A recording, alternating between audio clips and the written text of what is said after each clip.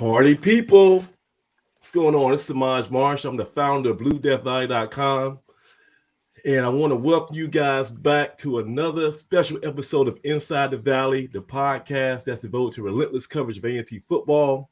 Of course, I got my co-host with me. First off, former A&T wide receiver and a Greensboro native, my man Dougie Fresh Brown. What's going on, Doug?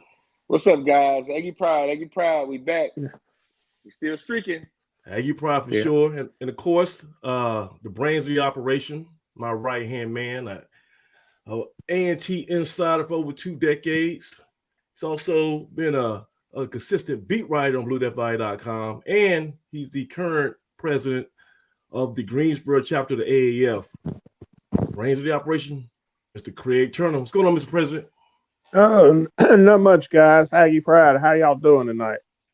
Aggie Pride, yes, sure. So, this has been a great week, man. I know, Doug, you joined me on Saturday night. You had to celebrate that awesome event.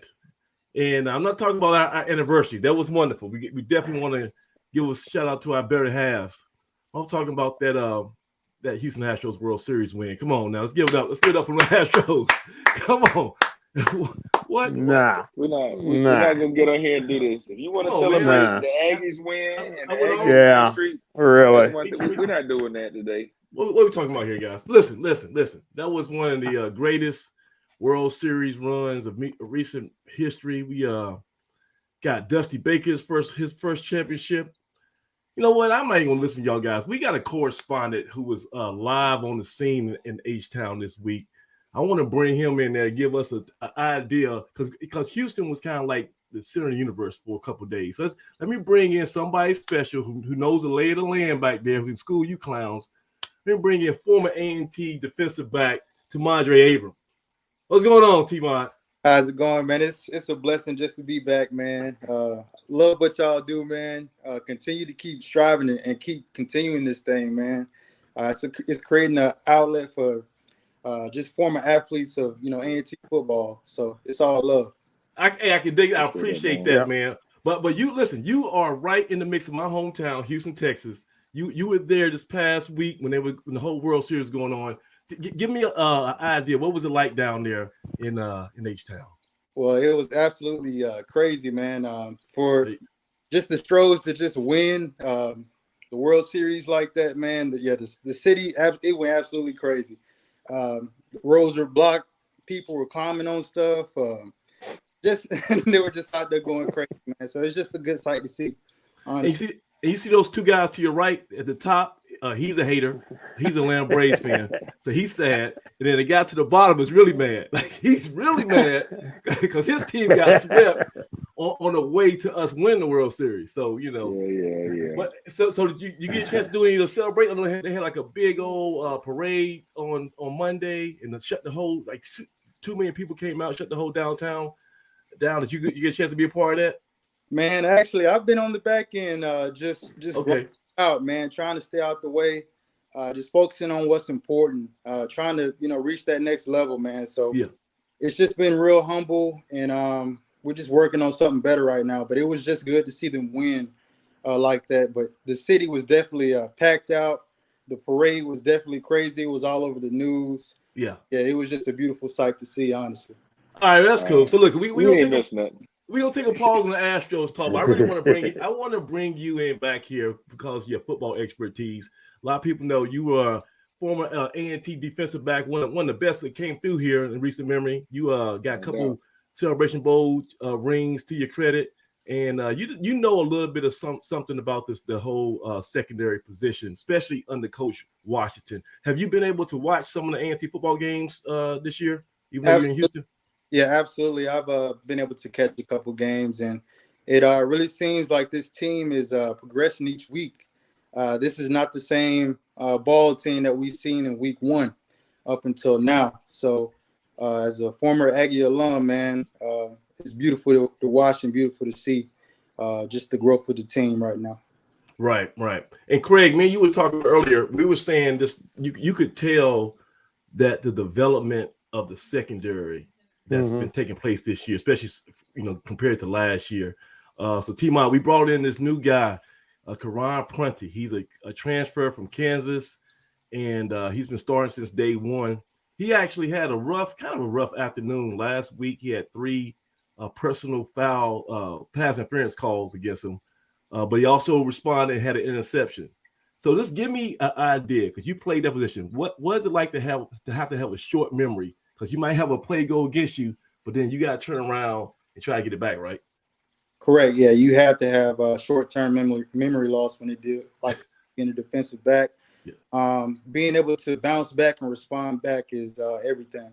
If you get down on yourself and you allow that stuff to consume you, man, you'll have a rough game, the whole game. But being able to bounce back and respond is really what's important, and not a lot of guys can do that.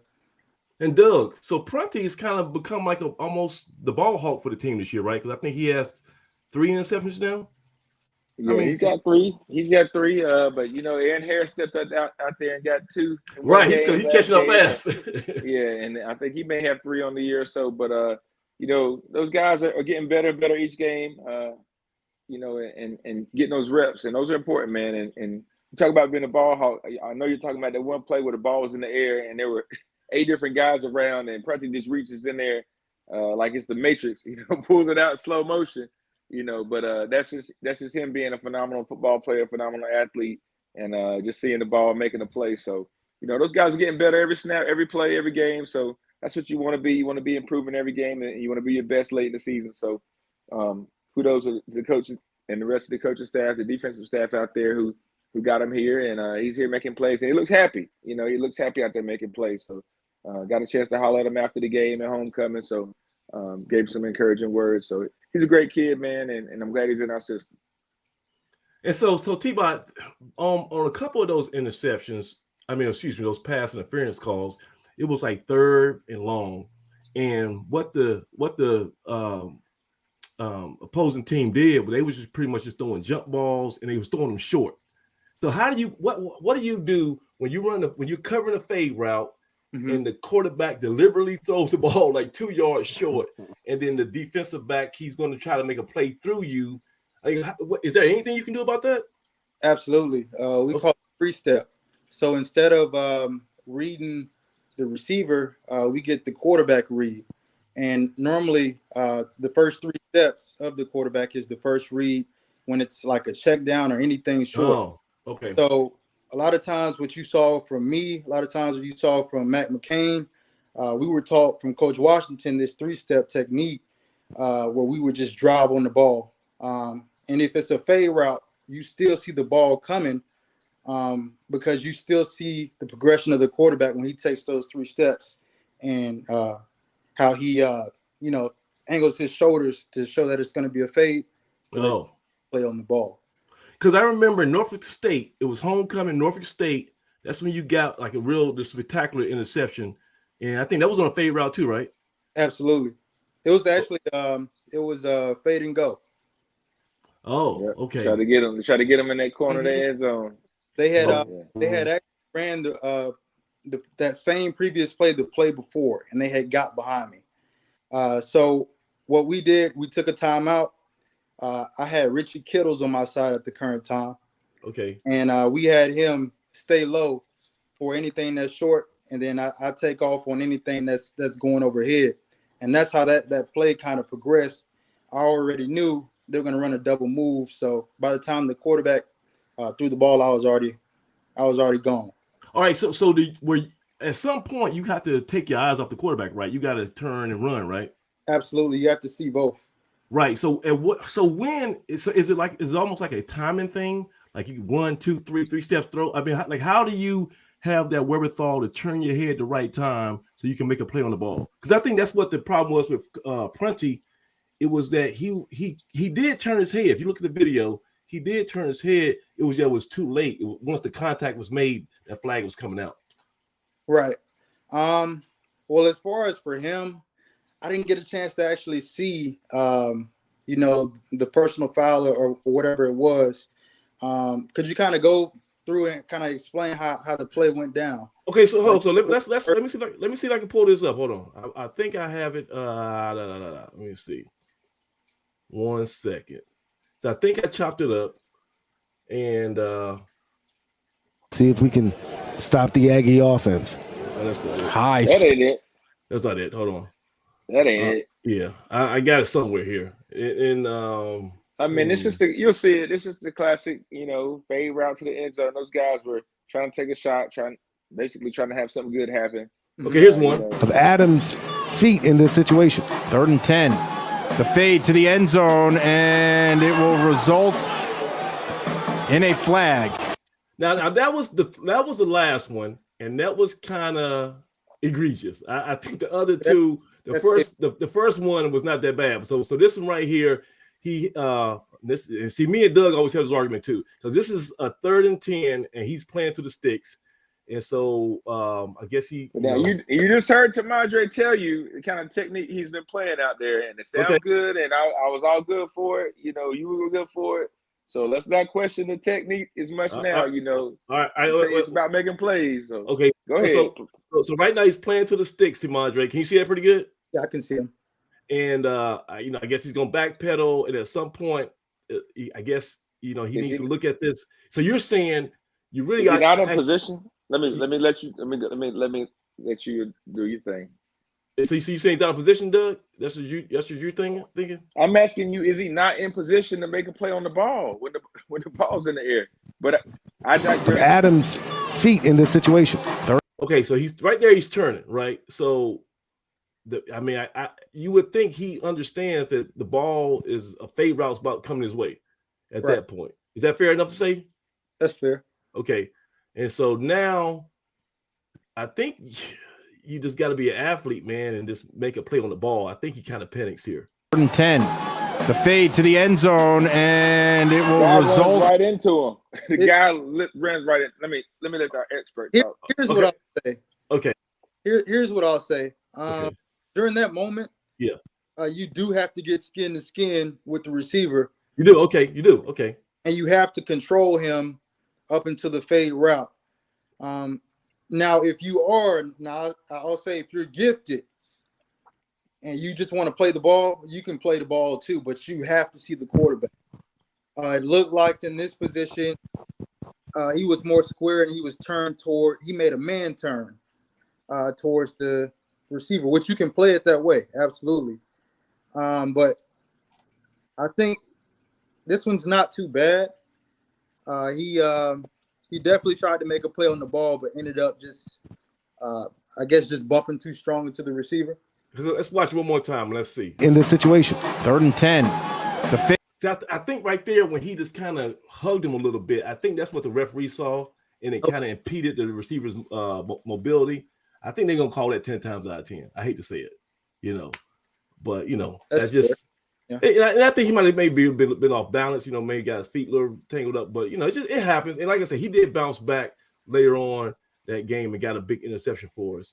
But, So that was just one play, and I'm glad you were able to break down the expertise because, like I said, you've been in the fire, man. But what was your career total on interceptions when you were all said and done? How many did you have total? I believe it was just 5 or 6. I believe. Let's just say 5. Okay, because I know we all know about the big Celebration Bowl one. Your last game as an Aggie, you made that one really memorable. You stepped in front of a pass in a Celebration Bowl almost. You should, it's still some questions on how you didn't score on that. I think somebody missed a block. I think we looked at the film and we determined someone was celebrating too soon. They didn't get that last block because it could have been a pick 6 too for you. Yeah, it was morally me though. I think I was probably much out there. They said you zig, but you should have zagged. That's what they said. Yeah, if I would have hit directly the sideline, I usually score on that. I was trying to do a little too much out there, You were reacting to what your eyes were seeing. That's just how quick and of a sudden moment athlete you are right there. That's all it is, man. Quick twitch. I had studied the play. I studied the play like right before the game, the night of the game. I knew they were going to run that play. So that's the quick reaction it came from just watching so much film, and I was able to make a good read and a good jump on it. Should have scored though. Definitely should have scored. Gotcha. So let's give us a nutshell once again about Coach Washington and his just prowess when it comes to that defensive secondary, because he played obviously in the pros. That's kind of his bread and butter. What's some of that? Some of the advice that he gave you that really made a mark. Like I explained before, the 3-step. Yeah. Teaching that method, that's a moneymaker. But just his expertise on the game it's absolutely insane. It's like he has a third eye for the game. So just being able to, I used to go in there and just have one-on-ones with him. Just pique his brain, watch film, and watch watch how he breaks it down. And it's broken down even into formation, what a team comes out into. Really explains what routes they're going to run on the route tree. And once you learn all, like, just every bit and piece that he puts into it, man, it's hard not to be successful. I will say that. So with the talent they brought in, I'm really liking what I'm seeing. Even from Prutney, he's doing good. He's progressing. Yeah. I want to make a shout out to my Neo, Aaron Harris. Let's stop there because he, like you said, he had 2 interceptions. And he's one of those guys who really, I think, bounced back from a rough season last year. He was kind of throwing the fire. I think, was he a true freshman last year? Yeah, I believe. Yeah, he was a true freshman. Yeah, Aaron got out there early. Yeah, he got out there early and had to learn on the fly. And you can tell that just 1 year later, everything is slowing down for him, right? Mm-hmm. And just like you said, once you understand formations and alignments and tendencies, and you can just kind of even just lean in the correct direction before the snap, that's going to help you out so much, right? Absolutely. Yeah, Mm-hmm. yeah, he's a baller, y'all. I'm telling you, and y'all making his mama proud now. He was on Sports Center the other day. I saw that on the Bad Beast. But you talking about a diehard fan, his mama, and I'm gonna say this like that, not his mother, his mama. She attended another school. She's a proud alumni of another school that I won't say what school, but a school down the road. But she definitely supports the Aggies now. She's an Aggie fan now. So we got some more Aggie gear we got to get her way and get some pictures in there and some A&T stuff. But shout out Aaron Harris and his family. Absolutely. Now, Craig, we got to find some way to get this guy right here back on the coaching staff, because we saw Tony, our favorite guy, Tony McCray. He went to the other side, man. Yeah. I know it hurts your heart. When you found that out, it kind of gave me a gut punch. But he's over there. He was kind of like a assistant coach helping out the secondary over at Central. So we got to find a way, man, because I can tell you still got that football in you. It has not left the building when it comes to you. Are you around the game at all in Texas? Or are you just straight working 24/7? Man, I tell you, man, I just been working. Yeah, I'm not even around the game right now, but I will say I'm open to going back. I have considered coaching. It's still an outlet. Yeah, but that's what we got our degree for. Yeah, hey, I feel like it'll come in the later days. So yeah, we just doing what we can do right now, and we progressing with what we have with logistics and supply at the current moment. Right, and you were telling me so basically you in the logistics business now. You're real successful in Houston, making things happen. Are you also doing your party planning still? Has that still? Man, that is still in the works, man. Okay. Those things that is on the bucket list. Yeah. I would really like to be, a club owner or own a restaurant or something out here. It's just so much Black entrepreneurship here in Houston. Yeah. And it's just so, the word, man, encouraging. It just seems like if they can do it, you can do it too. So that's just something that's on the bucket list for later down the road. Okay, we'll keep an eye on that for sure, man. Well, hey, look here, man. I didn't want to keep you up too much, man. We just want to pick your brain on a few things about A&T football, because we know you know when it comes to secondary, you the go-to guy. And this weekend we got a big game against Charleston Southern. They're a balanced team, so there's somebody. Craig, am I right? They're about 50-50. They run the ball, pass the ball. How they set up? Yeah, they're running the ball more in previous two games or 2 years we played them. They've been a pass happy team. Yeah. But they had some injuries at quarterback, so they've been running the ball considerably more than what they've had in the past. But yeah, they're a finesse team. They try to split it up 50-50. They're not a great running team, but they run effectively for the type of offense that they have, because they're going to put the ball up probably 40 times. Wow. And see, T-Mod, that's what things people forget about you. You could cover anybody. You had great hips. You could backpedal. You make plays on the ball. But if people ran to your side, it's like you almost became like an outside linebacker, because you were coming downhill and laying some. Well, what's the biggest hit you can remember you giving somebody in a football game for A&T? What's the biggest hit you could your main hit stick in your career? I would say the Gardner-Webb game, my senior year.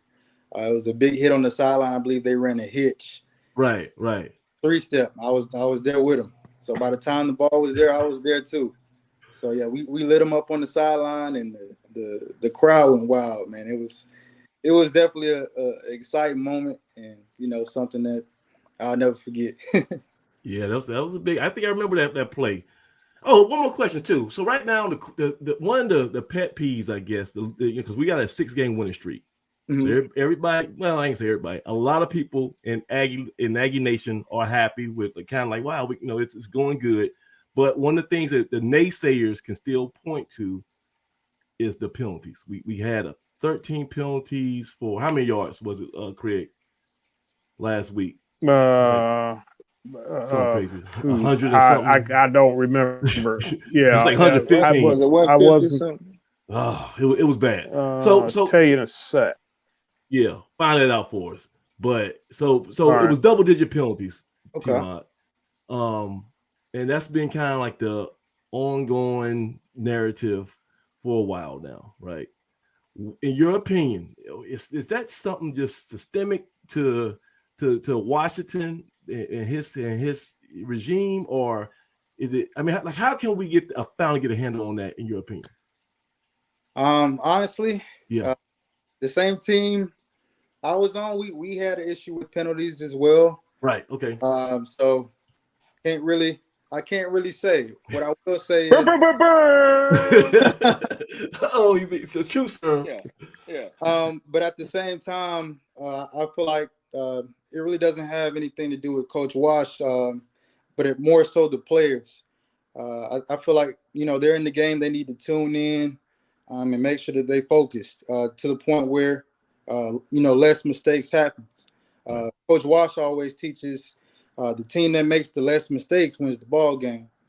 So that's something that he instills in every single player. So when it comes to the penalties, I know it's more mental, and I know he means good, and we wish the best for him. Gotcha. Okay. So we got a game Saturday. Charleston Southern. They are actually 2-7, but it's one of those teams you can't overlook, man. Yeah. It's almost a trap game because whatever happens, we still have the championship, the Big South championship the following week. Because both us and Gardner-Webb are in first place. So that's going to be for all the marbles. And I mean, about finishing the season where you had to win out, because that was those last 2 years you were here. I think we lost to FAMU and Morgan State, and you had to just run the table. Absolutely. and so what is that talk like in the locker room when that you have no room for error? You just got to go out and do it. Honestly, just we always focus on getting better each week. It's not about who the opponent is. It's about even if it's just 1%. It's just about getting better. Every single thing that you're doing out there, even on the practice field, you just fine tuning each week. So when it's time for championship play, you're ready. Yeah. And I know that's some of the same things that's probably still going on in that locker room out there, and that's why we see this team continue to progress each week, like we've never seen before. So it's just exciting to watch, man. And I'm proud of the guys. I can't lie. Yeah, that's a good deal, man. All right, man. So Timadre, so we can stay abreast of what you're doing by following you on Instagram. What's your Instagram? It's gonna be Lil Tmod, LILTMOD. Right, and that's also Twitter too, right? For Twitter, I can't remember my Twitter. Okay, we'll find and put the link. We'll find and put the link into the description. I believe it's gonna be Tmod777. Right. Okay. Gotcha. And like I say, man, man, Houston's crazy right now. We got the World Series. Oh man. And everybody's just just trying to party and get it. But once again, T-Mod, if you ever get jammed up, if something happens and you in a tight spot, you let them know Samaj Marsh is on your side, and then so you use that as your get out of jail free card. Just trust me, my name still rings out in the H. So whenever you're in a bad spot, keep that in mind. That's for you only. Yeah, really. All right, man. Hey, all right, T-Bob. Hey, until next time, man. Hey, thanks for coming out, bro. I appreciate you. Yes, sir. That's Timadre Abram. Oh man. Hey, now that you done had your whole parade and ring ceremony, your virtual ring ceremony, can we get you in some blue and gold? Can we get you out of that old ugly you don't like that Houston orange, Astros? Orange. What we doing today? The orange and that blue. What kind of show what we doing? I can't do this no more. Get him out of that orange. All right, man. We might take a break, and I might have to switch my but hey, so in the meantime, we open up the show to all the fans, man. Let me get this link to everybody. We ain't gonna be here too long tonight, man. It's been a crazy week. Hey, so Doug, real quick, man. You and the lovely Angela, man. Did y'all go out to dinner or something? What was that anniversary like, man? Man, I was exhausted when I got home. Oh my Lord.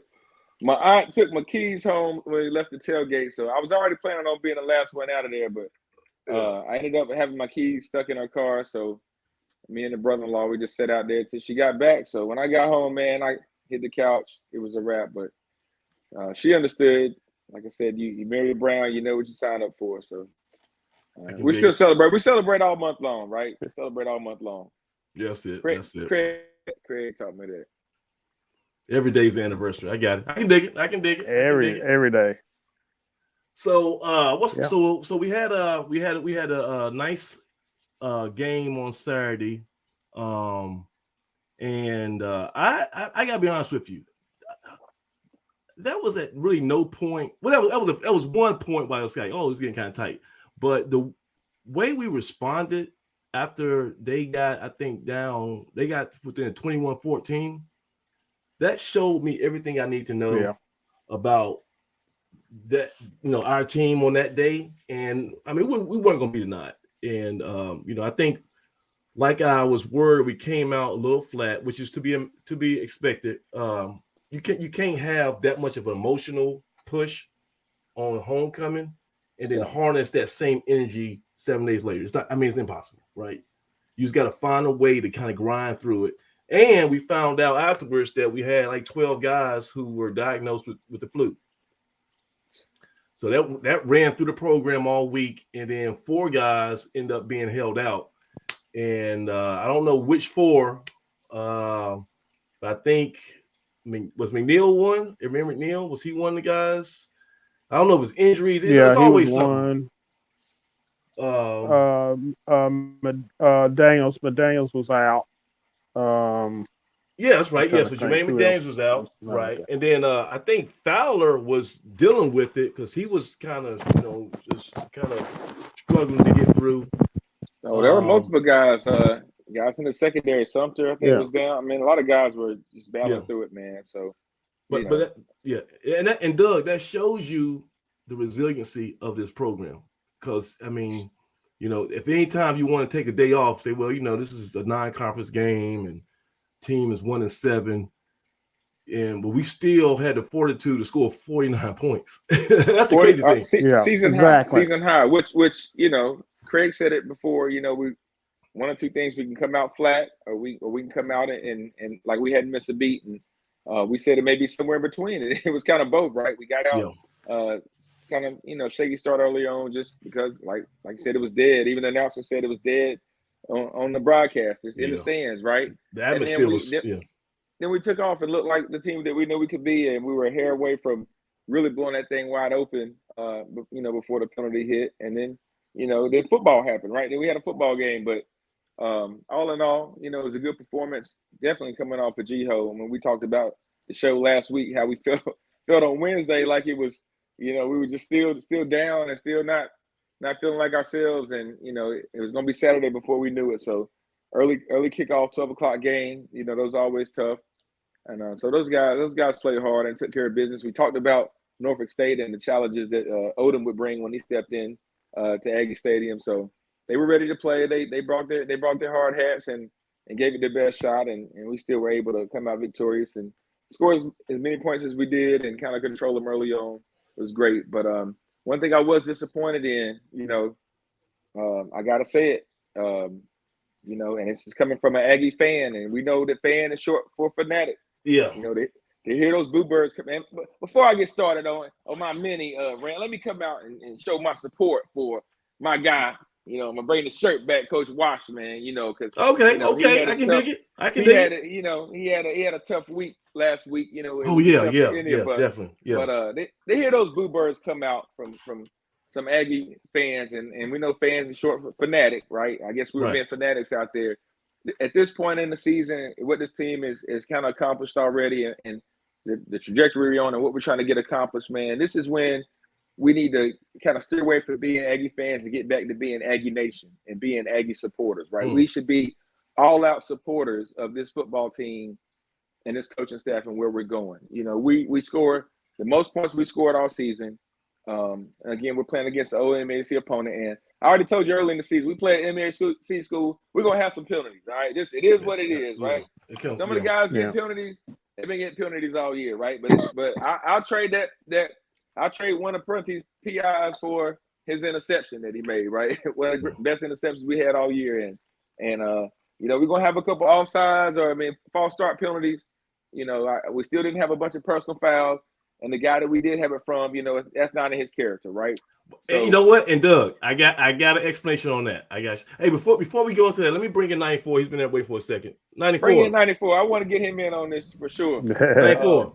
94. Come on, guys. How we doing this evening? Hey, so were you one of the guys booing? Is Doug talking about you? Were you one of the boo birds? Never that. Okay, and we get it. We get it, and we've said it before. We knew there was a chance they could come out. I just think in this scenario, this situation, this point in the season, and I know why folks are booing, but I'm like, who are we booing? Are we booing the kids? Are we booing Coach Washington? We just heard Timadre come on here and talk about what Coach Washington preaches and instills in the guys. So are we booing those kids out on the field for making a mistake? And come on, guys! Like let's be supporters. Let's be all out supporters right now. I think we just I think we just so used to success and uber success, and after last season, and just kind of seeing a trajectory that some folk are asking for the almost impossible. Now I am one that I wish we would clean up some of the stuff that we're doing on the field. But if we're being honest, some of the foolishness that we saw early in the year has gone away. I think, talking about discipline, we're a much more disciplined team in week 10 than we were in week 2. I think y'all would agree with that. Yeah, definitely. And like I say, I think there's been not even incremental improvement. I think there's been some major improvements in a lot of those issues. I think it came to a head last week, but like Doug says, it wasn't all this unsportsmanlike conduct. That was, I think, one of those. We had 3 pass interferences. So that's 3 of them, and we had a 12 men on the field. Jeez Louise, that's something we need to talk about because I don't know how that keeps happening. I do know. Doug, yeah. So will you say what you're gonna say? Because I got an idea why that happened. Well, some of it is the change in personnel and the guys you have out, right? Yeah, that's you have a lot of different guys out. Yeah. That's one part of it, and I'll let you expand on that. But also, we're still doing a lot of different things, guys. When I look out there and look at our film, we got guys playing everywhere. We got corners playing safety, safeties playing corner. Right. On special, we're getting a lot of rotation in. And one thing I like to, we talked about playing young guys and subbing guys. You know, we talked about trying to get the lead and play the guys late. This coaching staff does a great job of playing young guys early, right? You look up second drive, third drive. We're getting those guys in the game, and they're getting quality reps against the other team's ones, right? Not against, you know, late in the game against, you know, mop-up duty. They're getting quality reps. So I look at I call them, the new nickname is the Dash Brothers, not the Bash Brothers. You got Jelani King Leverett and what's my other guy's name? 98 and 92. We're throwing them both in there. Give me my man's name on 98, Craig. He's in there too, man. I got to shout him out because the guy is motor, right? And so those are young guys in the model and the frame of a young Harold, right? Javon Armstrong Grady. Armstrong Grady. Yeah, you know, the Grady. former wrestler, the Wild Man, right? Okay. Armstrong Grady. Both of those guys have a dash, a hyphenated name, so I'm calling them the Dash Brothers, right? I like it. I'll take that. So, but those guys, they're young guys with high motors, man. And you watch 98 run around 92. Those guys are giving everything they got. Shout out King Liver. I think they're from Detroit, if I'm not mistaken, or Michigan. His mom is a big supporter as well. So, hey, man, getting those young guys those reps in those moments. And those guys weren't the cause for the comeback. Let's put that out there. It's not like we played young guys and the team came back. You know, those are just mistakes that happen. But those guys went out there and played, ran around and hit and got some experience. And if you look back, we have a history of doing that with when Harold was young and some of our other DNs, and young Daryl Johnson played as a freshman, right? So those guys know what they're doing, man. And so those guys are special teams players, right? So when you're subbing on and off, and we don't know who might be on special teams, or one guy doesn't come off, it happens, you know. So that's what I was gonna say. I was gonna say the packages were probably the confusion, like because you might be on a third down package, and one other thing, man, before you finish, I gotta take a deeper dive into it. But I was watching some other Big South games, and I saw that call being made with some other Big South games. So I'm not sure if guys are not getting off in time. I know the officials are making a bigger emphasis on if your body is not completely off the field, you know, there used to be more of a conference-based rule, according to one of my official friends, that hey, it's whether your foot is almost off or whether you're all the way off. I think it's gotten more uniform this year, and I'm not sure if you have to be all the way off. But I was watching another Big South game, and they were talking. They kind of had the same problem. And I was like, well, that team I haven't heard a history of having illegal substitution penalties. Granted, they were playing Campbell. But it wasn't a time and space that should have happened. So that also tells me maybe it's a call in the Big South to pay attention to. Just like the pass interference in the end zone, it may have been the same referee 3 times that threw that flag, right? If I'm not mistaken. So you got to pay attention to the crews, who's calling the game, what they like, what they're heavy on, and you got to adjust. So, I'm glad we got out the way now, so it's not showing up 2 weeks from now. Let me hear it, 94. So 94. Look, let me ask you this: was there any point in that game that you were worried that this could, start getting kind of hairy? Nah, the only thing I was worried about was how the band was going to perform with Norfolk State being in there.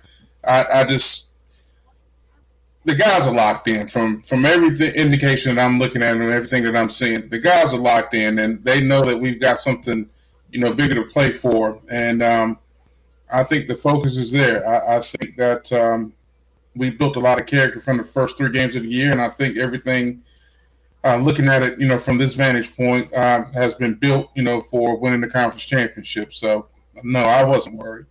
So 94, and guys, I'm gonna show you why I was not worried, because this is it was let me see, it was 21-14 with about, I guess, a minute and something left. They had just scored their second touchdown to get within 7.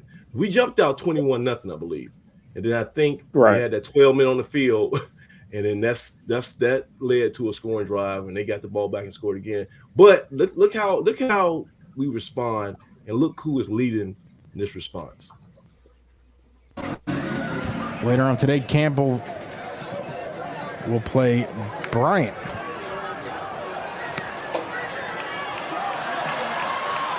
Big return by Aaron Harris. So first off, let's give a shout out to Harris again, because that was a nice little, return to get us, some, good starting position on this drive. We got a minute and 9 seconds left.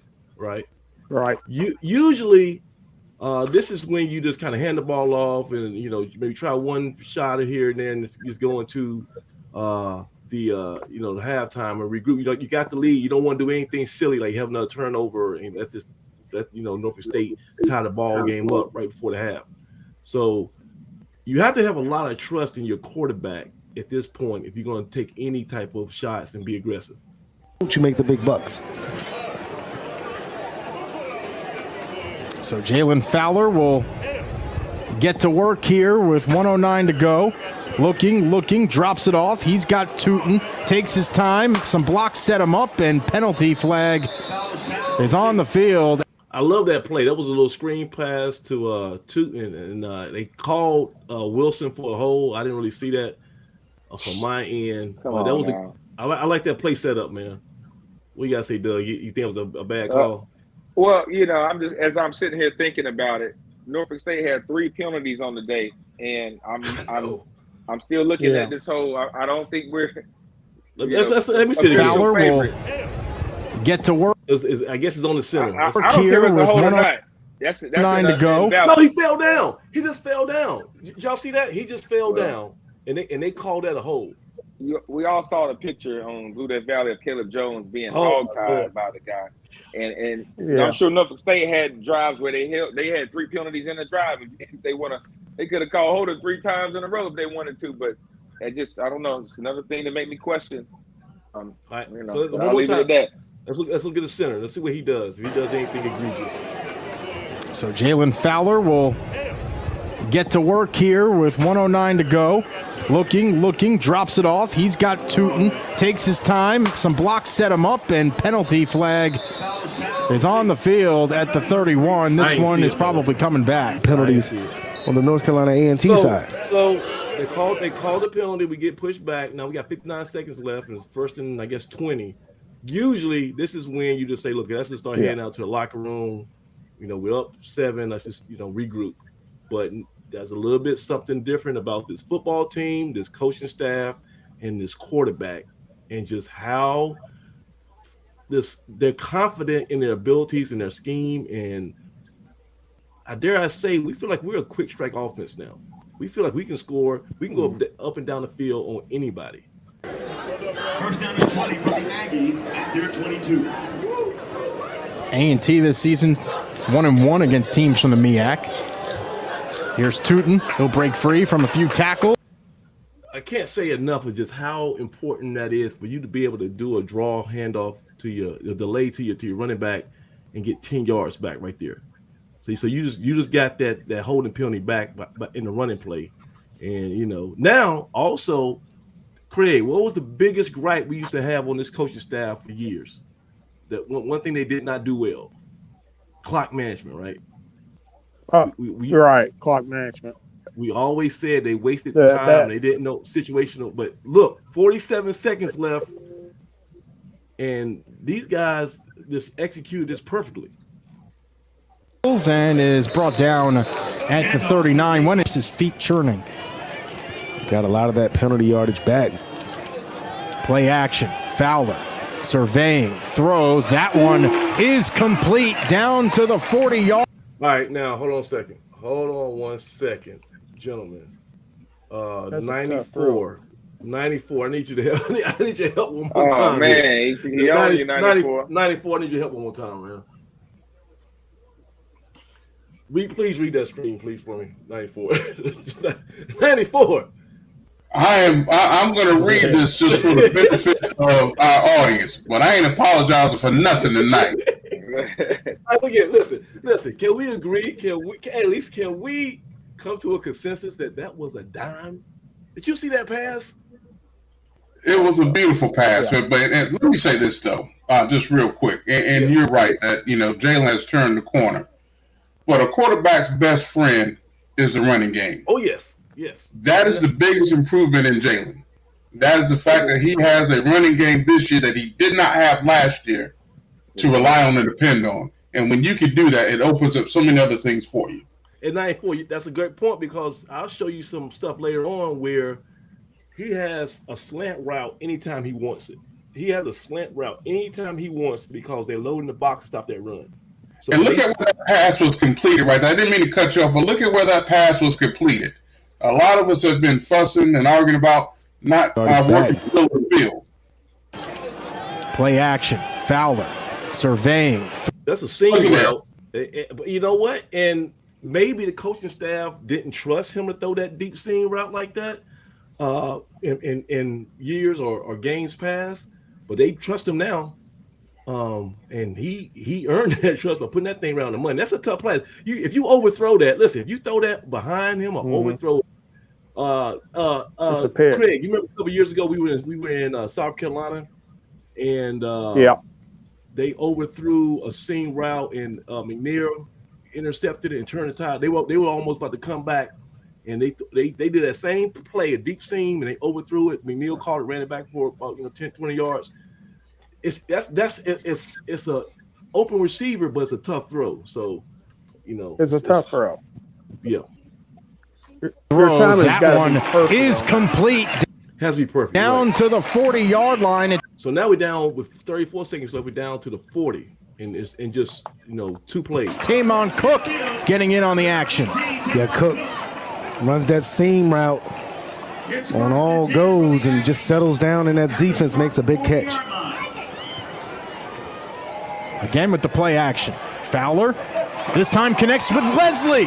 He's at the 10. All right, now look here. So we're gonna talk about penalties, right? And I got a vocabulary word when I'm introduced to the Blue Definition tonight, right? But we're gonna talk about penalties, and we're gonna talk about that unsportsmanlike conduct, right? But there was a reason I believe that caused Zach Leslie to get out of character and earn that unsportsmanlike conduct. I'm not making excuses. I'm just giving you some context, right? So look right now. He just caught this nice pass, and he's down at the 8-yard line. And then it's brought down. Aggie's offense, after a little bit of lull here in the second quarter, have decided to wake up. Times because you don't want to have to burn your timeout in case you need it to set up a field goal. Watch this. But you also have a guy in Bashal Tootin who's seen the end zone twice so far today. Fowler through the air, throws it behind his receiver. That one is caught. Right there. So now look, what do we know about Zach Leslie? He's been having problems with his legs, right? His ankle, Achilles, all that stuff, right? And all game long, after the play, the guys from Norfolk State were twisting. They would give him some little funny business on that ankle, right? And this wasn't the first time, but it's the first time I caught it on camera. But the whole game, every time they tackle him, they do like a little alligator roll. And they play around with his ankle, knowing that he missed a couple games this year with an ankle with a lower body injury. So look at how he reacted. And right there. So he's upset. And he's like, you guys been doing this, they probably doing it all the first half, and he got fed up. And I think that's in his mind was what caused him to get that unsportsmanlike conduct a little bit later. You look at that single coverage on the short side of the field for Leslie. 2nd and goal from the 7. Fowler, quick fade. I gotta say, Fowler doesn't throw the best jump ball out of all the recent quarterbacks. He's the tallest one, out of Lamar and Carter. His jump balls just don't seem to have either the right loft or the angle or something. So that's something they can still work on and improve a little bit better. Hey Doug, you remember back in FAMU in that overtime game, right before we went to overtime in FAMU, we had a chance right before we kicked that field goal, and Fowler kind of threw like a line drive on a jump ball to Leslie, and I think he got caught in the sun or whatever. But that could have been executed a little bit better. So we got to work on that. And that one will fall incomplete. And was brought down early. Hurts you because you can't hand the ball off to Bashal Tootin because you don't have a timeout. Here's Fowler looking. He is flush from the pocket. Hey, look, guys, that's Patrick Mahomes. That's Josh Allen. That's anybody who's an improviser right now in the NFL. That's what you want. You extend the play You don't panic, right? You don't just because you got 4 seconds left. So if you run the ball, if you take a sack, or you just try to run the ball, there's a chance you're not going to be able to stop the clock, and you're going to go into halftime. So let's watch this play again. Just how much mastery he has. Now, obviously, like you said, 94, you got an offensive line blocking that helps out too, right? But so you got Tootin slips out here in the flat because you don't have a timeout. Here's Fowler. Nothing's open. Should I throw out of bounds, or should I just keep, see if I can prolong this play? Looking. He is flush from the pocket, throws, and completes it in the end zone. Nice play by Fowler. Tootin was open immediately. No, he wouldn't. So listen, gentlemen, that's what Craig. That's what we've been asking for in the starting quarterback. We want somebody who just can take control of the moment. We're down. They just scored. We got a minute and some seconds left in the half. We got to go 70 yards, and we did that flawlessly. Like, I don't see how we can execute it. Jalen Fowler is coming into his own, and like I said last week, I still think his best game is yet to be played. But he is he is really developed into being Mr. Reliable in those type of situations. That cool head, we always talk about him being the cool head, and the demeanor never changes either high or low. It serves him well. You got to have that in a quarterback, and that offense now is really rolling. I don't think they've got their swag back. The running game is clicking. The passing game is hitting on point. We're getting a tight end involved. Nick Dobson's getting more targets each and every week. He had a big day this last Saturday. And I know that's what fans have been screaming about, the tight end. When are we going to throw to the tight end? Where they're throwing it to him. And we've averaged well over 40 points a game at home this year. So everybody's putting in the effort there. But the development and the maturation of Jalen Fowler has to be the story of the year so far. Can I expand upon a point that Doug brought up a little earlier about the young guys that are playing and getting playing time? When you look at our roster and you look at who is playing, I think it's more than just young guys getting playing time. Our core players are sophomores and juniors. Guys, we might be sitting on something here. That's a good point.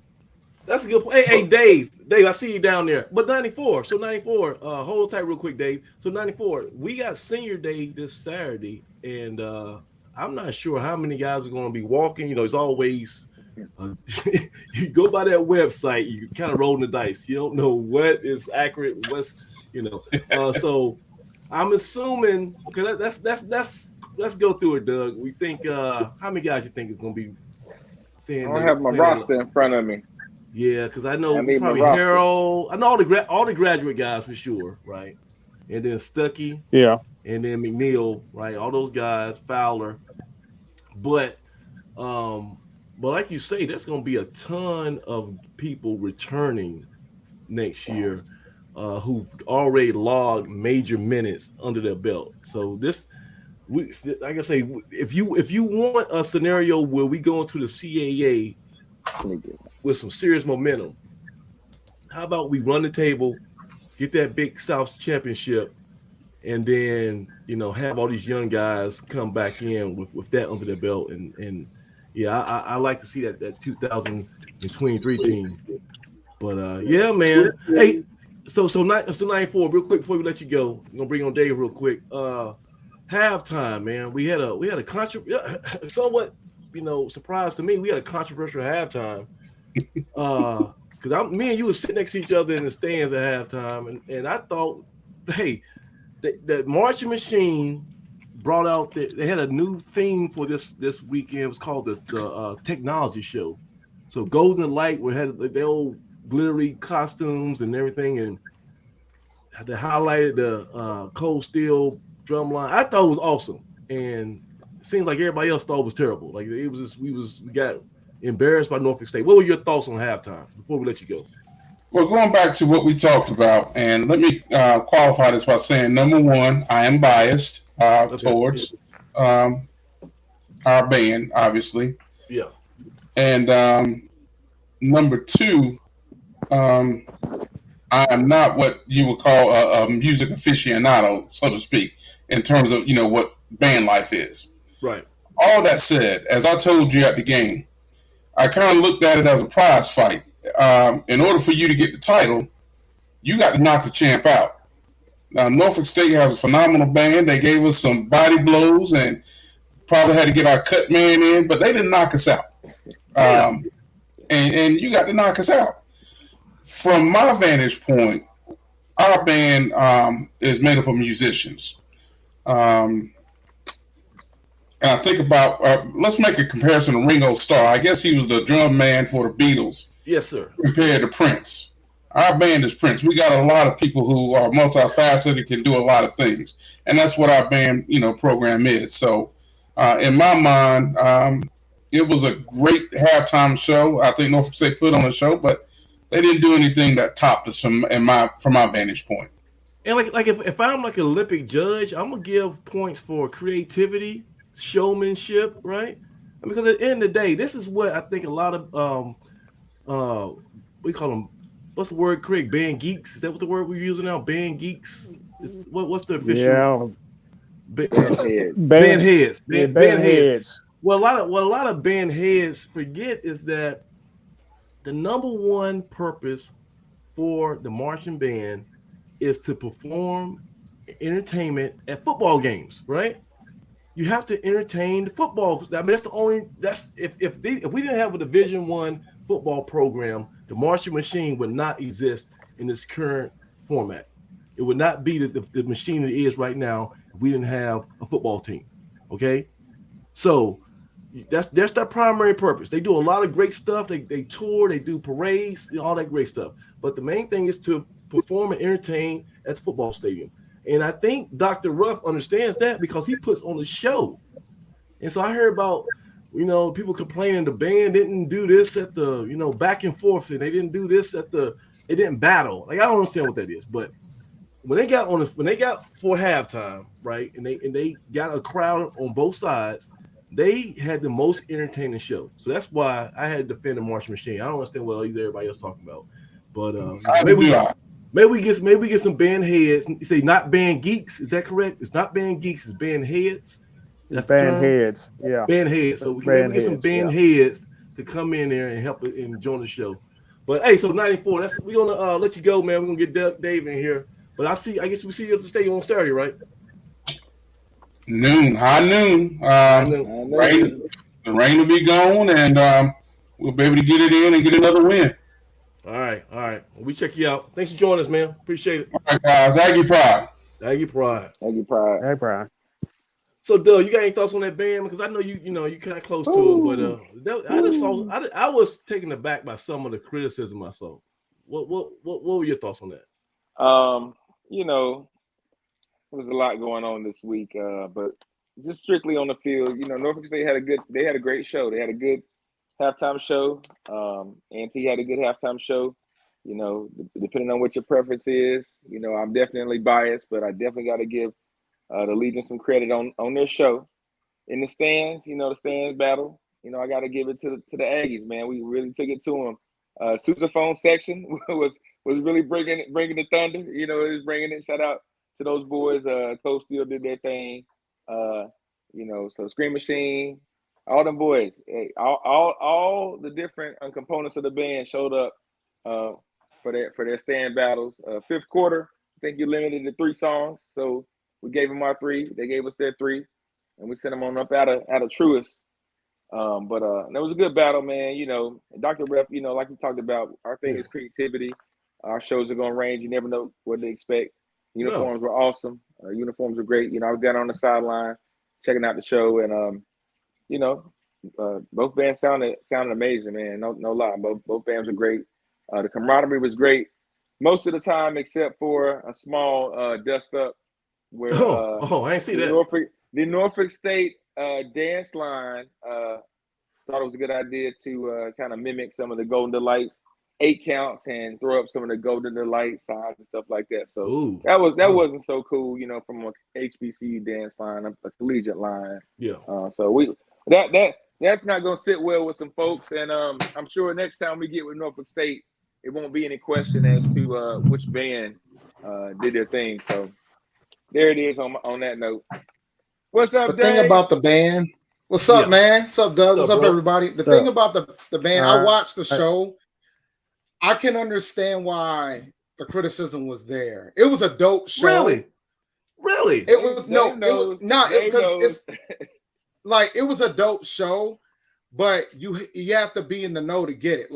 And so there's the type of show for folks that are in the know, and there's the type of show for folks that are casual. And so for some of the casuals, it could have went a little too far. And they probably but Norfolk knew the crowd. They knew the crowd, right? Yeah. They played to our crowd, and and for our crowd to give you house, if our crowd's gonna stand up and give you ovation, then you press the right button. So they, But but I think I saw the fifth quarter. Yeah. I saw the fifth quarter though. I think A&T got him in the fifth quarter. We gave him the fifth. The fifth. Hey Dave, if you go on Blue Death Valley, you believe that we lost every aspect of that, from the halftime to the crowds to the fifth quarter, from just going back to the band headquarters. Greg, you good, boss? I didn't understand why, and see, this is they put me in a weird position actually having to defend the machine, and I was like, hold on a second. When we call the band out for not being there, y'all get mad.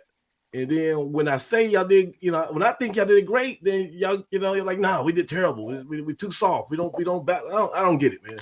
So I'm because the thing is, it's about the expectation, right? So this is the week that we got an HBCU in the building, that they brought their band, that they performed, so there's a different level of expectation versus when we're playing Charleston Southern and we just do a typical show. You know what I'm saying? Yeah, that's what it boils down to. You know what I'm saying? Because the thing is, we go to these battle of the bands. We do these elaborate shows. We got the best. We bring on the best shows than any other band. By far. Okay. And everybody says that. You can have the debate on who's when it comes to musicianship, we're better by far from an HBCU band perspective. You want to talk about who's the loudest, but when you talk about musicianship, we're better than everybody else. Yeah, that's true. That's a different ballgame. That's very true. The small band with the big sound. And that should count for something. All right. Hey, well, look. Let's talk about some football though. So, Dave, give me your thoughts on what you saw last week, against Norfolk State, and how you feel we're gelling into these last two games of the season. We did what we were supposed to do. We were supposed to be Norfolk State. I think a lot of folks anticipated that we were going to blow them out the water from the gate, and it was looking like that. But them boys played hard. Yeah, the boys played hard. And they got back into the game. You can't knock them for that. But then when the fourth quarter came, we did what we were supposed to do, and we closed it out. Even made it on Sports Center because of it. Because that was hilarious, by the way. I So let me show you, because this is their second touchdown drive. Well, Norfolk State will get the ball back in the second half, and there's some movement on the offensive line. Touchdown, preferably before the half. Getting the ball back in the second half, you take a little bit of momentum into the locker room. Adams over the middle. That one is complete to Daquan Phelps. A&T giving up a lot of room on those receivers. Adams sees it, and we'll play one more time off clock. Adams rolling out. He gets popped, and that one will fall incomplete. His helmet came off. And he's going to have to come off of the field. Get called for targeting. Here you see King searching shoulder to chest. So, Doug, you like that, or you say kind of? No, I like it. It was clean. It was clean. It was clean. It just so happened that he knocks the guy off the game, and the backup quarterback throws a touchdown pass. The passer, right? So those are those things that in a game, I always tell you the ball bounces funny.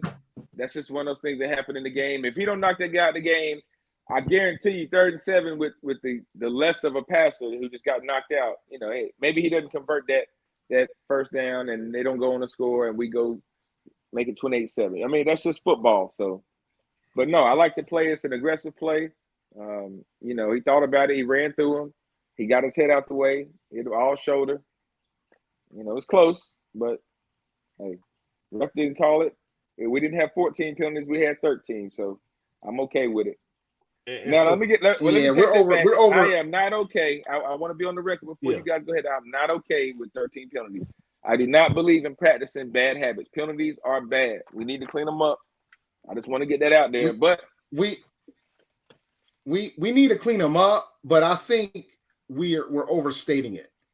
I was on Twitter after the game about everybody complaining about these penalties, and I'm like, yo, we beat these guys by 25. We beat these dudes by 25 points. And I was like, after the week that this team just had. Right. I mean, you gotta give them something. We walked in here after what Coach Washington just lost his mother. Exactly. After everything that's been going, I'm not here for that right now. We just beat these dudes by 25. Right. It ain't like we lost the game because we had all these penalties. We beat these dudes by 25 points with the week that this team just had. This is a game. I didn't have a basis for it. This is a game that we can point to last year and say, hey, maybe we lose this game last year. This was like the Gardner-Webb game. It's Gardner-Webb, yeah. Gardner-Webb. Yeah, that's my point, right? If this was Gardner-Webb, we'd probably lose this game. But we lose this game, then it's a different story. That's how we lost it. Yeah, we lost it pretty much the same way last year. Kind of let the team hang around. They made a play, got in the game, gave them some confidence, and things got bad on us. We were heavily penalized and fell apart. But these guys I think, these are good experiences for us. You can learn from this game. It's always good to coach it up and correct it in a win versus a loss, right? This is good film for us. So. All right, so Doug, how does this happen right here? So the quarterback, like you said, he gets knocked out, so they bring in the starter who is at this point had got benched. He comes back in for one play. It's 3rd and 7, so he actually has to do something with it. And it looks like we just had a crazy blown coverage. I know it looks like we're playing quarters coverage. So it looks like we're doing a little something different. It looks like we playing some thriller coverage. That's quarter. That's quarter. We got 4 deep. We got rolling it. Keep rolling it. See what happens. There's a lot of space up Spartans offense able to move with Jones at quarterback. So right now, the two guys at the bottom of the screen are talking, and they talking like, I don't know what I'm doing. You know what you're doing? Nope, I don't know what I'm doing either. All right, let's just play and see if we can throw it to the other side. Somebody's been calling for some new coverages and some spice it up. So we're doing something a little different here, and somebody's got, you'll see it. Roll it. So you got this guy over here. I got this guy right here. So what? Who I got? And Coons pressed back into action. Right there. You saw it. Let me go back more. Right there. He said, he said, you got the front guy. I got the back guy. And the other guy says, okay, I got the back guy, you got the front guy, and nobody gets the front guy. Coons pressed back into action. That's a loss right there. Right there, he ran by. There it is. On the run. The heave down the sideline and completes the touchdown pass to Pride. Is complete. Easy money. Yeah, that's tough, man. So we saw that and that that got the 21-14. We saw we scored at the end of the second half, right before halftime, to go back ahead. So let me ask you a question. Yeah. If we're in our traditional plain Betty Jane coverage that you hate so much, that doesn't give up the deep pass there, do you have a problem with the coverage then? Because that's what we would be taking away, the play that they just tried to make, right? No. That was the busted coverage. If you do what I say, I'm asking you, if we played the coverage that you hate so much, sitting at 7 yards, it was 3rd and 7. If we're sitting at 3rd and we're 7-8 yards off the ball where we are, and we're not, Timadre just told you, based off the quarterback snap and based off the 3-step, whatever he wanted to say, if he's dropping back and we're trying not to give up that fade route right there, are we not in position to make that play, right? With Norfolk State still struggling to score with a minute left in the half in the quarter, right? So when I say that we coaches put our guys in good position. Right there on the last play, I don't think we put ourselves in a great position because we had guys doing things that they haven't done a lot of this year, right? Norfolk State had a good – when we really break it down to it, we knew the guy couldn't throw. Coach knew who could throw and who couldn't throw. And because the guy got knocked out of the game, the passer came in, we got a little mixed up, probably in a coverage that we might not run against the passer. Maybe that was set up for the guy who can't throw, right? So things happen in the game, but I know and we can have that one back. We may play that one a little different. All right, Doug, Craig, and Dave, look at this. Tell me if y'all like this. Hold on. Tell me if y'all like this. Okay, it's 2nd and 8. We talk about coverage, right? It's 2nd and 8. Let's just see how we start. 2nd down and 8. Tell me, and this is to the field. So this is to the boundary, right? Tell me if this is soft or not. Bobbles the snap, throws it towards that Spartan sideline, completes the pass. Our cornerback did everything he was taught. He backpedaled, broke on the ball, and we still gave up this stuff like it's candy. That's, to me, I'm sorry, man. And like I say, I'm not just saying something and then like smiling in the coach's face. I tell him myself, I don't understand that. If it's 2nd and 8 and we are playing, we starting off a yard behind the sticks and we backpedaling. So by the time he hits his break, we're already 3 yards behind the stick because our momentum is taking us back. How are we not giving that up? Why it is the first drive of it's 0-0. It's the first quarter. You haven't given up any points. This is the same quarterback who just threw a touchdown pass on you, not in this game, but later on in this game. Right, yeah. It hadn't happened yet, but we know this is their passing quarterback, right? Now, this cornerback, the receiver, is a talented guy. He caught balls on both our corners at some point during the game. He's not a slap. He's not a Johnny SD. He's not a JSD, all right? Yeah. He's not a slap. So he can make a play. We're doing what we're supposed to do to keep the guy in front of you, right? There is a flat on that side that is responsible for covering the flat. That is the boundary. There is not a lot of space between on that side on the boundary. So, yes, the guy makes the play here, but later on in the game, the same quarterback picks the ball off on that out route, on the same out route. So you make those plays and adjustment at different points in the game. There's no reason to go up there and be aggressive early in the game, get beat over top, have a play happen, and you 7-0 or just stuff happens. No, and Craig, y'all heard what he said. He said the same guy picks him off. So look here, in this situation, Dave, you see that cushion. Let's show you what happened. Bobbles the snap, throws it towards that Spartan sideline, complete. Now, I'm glad you said that, Dougie. That's how Timadre told you to drive on it. He just said it less than 30 minutes ago. Now, you saw that. Okay.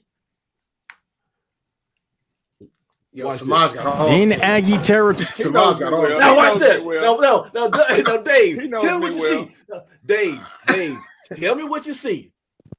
What type of coverage is that? Is that soft? Is that a cushion coverage? Or are we playing press to the boundary? I'm asking Dave because I can't. My glasses are foggy. I can't see. Tell me what's on the screen. Is that soft or is that press? They're pressing more. Okay, we're pressing. Let's see what happens. We saw what happened when you play soft on 3rd and 8, on 2nd and 8. Let's see what happens when you play press on 3rd and 9, and you make the offense uncomfortable. You give the quarterback a smaller window. You don't let him just go 3-step drop and then have all the time in the world to throw an out route. Watch this. Tory Coons dropping back, plenty of time. So he got blitzing too, though. They're bringing more folks in too. But if it was they're bringing more folks in too. They're willing to take the risk. But Dougie Fresh, if it was the other scenario, the ball would already been out of his hand. He had to hold on to it. I'm sorry, Craig and Dave. Give me 30 seconds to speak. Give me 30 seconds to speak his language. Go ahead. Go ahead. I'm not speaking his language. I'm not speaking his language. Go ahead, Dougie. Samaj Marsh, when Dusty Baker sends Justin Verlander in there to throw the baseball, what makes Justin Verlander great? What makes Justin Verlander great? When Verlander goes out there on the mound, he got a fastball. But does he throw that fastball every pitch? Is he lining up out there and heaving back and throwing the stinky cheese every pitch? No, he's not. No, he is not. No, he's not. His advantage is that you don't know what's coming. So some plays, sometimes he might throw a curveball, sometimes he might throw the changeup, and then other times he might throw the fastball. Now there is a scouting report out there on it. People know what he likes to do, right? But in that moment, on third down, you may or may not know what coach is going to do. Our tendency is to play the old back deep coverage that you like to criticize all the time. But guess what? Coach Watts threw a curveball, right? That's what he's supposed to do. And that's what we've been screaming, just like offensively. Coach Barnett's been throwing curveballs, later throwing change-ups. Yeah. Like, that's what you're supposed to do as a coach. That's why you game plan. That's why you have install. Go ahead, Dave. Look, that's what he's supposed to do. Is proven he's a phenomenal defensive coordinator. He proved that before he became a head coach. The dude knows how to run defense, man. I just prefer that he run this defense. That's all I'm saying. Every I like this one. Every step. Hey Dave, I like this one. Can we get this one? Show me a team who does this every snap, and I'll show you a team with a losing record. Oh man, territory. That's true. Georgia doesn't do this every snap. No. And Georgia probably could if they wanted to, because they're Georgia. They could. If anybody could, right? Because they're the Monstars, man. Could. So I mean, it's just we don't run it every snap with Tootin, right? We don't throw it every down. You know, you got to have some balance. Man. You gotta bobbles the snap, throws it towards that Spartan sideline, completes the pass to Colas. And we have 4 interceptions. I don't remember any Coons of them being dropping back, plenty of time. Now flush from the pocket, throws on the run, and it's intercepted. And I'll challenge that. Aaron Harris. Coons, this is the ultimate sin as a quarterback. You're flushed out of the pocket, just throw it away, live to play another day. Thinks he can fit it in there. I think his dad's a basketball coach, and that was a terrible decision. I'll tell you that. Yeah, he could have threw that really away. Yeah, that was a terrible decision by the quarterback. Honestly, Aaron Harris is probably one of the better athletes on his team because he's fast. He ran it back that 100-yard kickoff return last year against Gardner Webb, and he can get up and he got some bunnies for him. He can get up the ground too. So that's a great play. It was. So yeah, guys, it's philosophy stuff. Some people like being a little conservative on 3rd and 8, and sometimes some people like being aggressive. I'm out here looking in the chat, man, and some folks are talking about hoping that we play FAMU in the playoffs, and I want to let them know that if we make the playoffs, for one, I don't think FAMU's got a strong enough schedule to make it. You know what? I don't think they did last year, and for some reason they almost did. They deserved to get in last year. Yeah. They deserved to get in last year. Okay. But the difference from last year and this year is that there's a lot of bubble teams this year that weren't there last year. They're going to need them a ridiculous amount of help this year. Right. And because besides the fact that their strength of schedule isn't that strong, right? And even though they're going to have 8 FCS wins, it's not going to be enough. But you know what, though? I still think that Deion factor might help them because I think people like not when you lose to them, not when you lose 59-3. No, but I'm saying I think the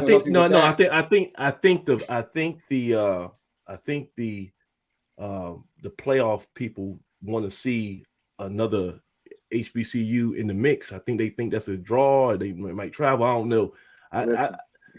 I think there's more. I think there's a little more politics is going to be in their favor if they win out. They still got to win out. But that's not a given too. How many games they lost? They lost 2 games the whole year. They've lost 2.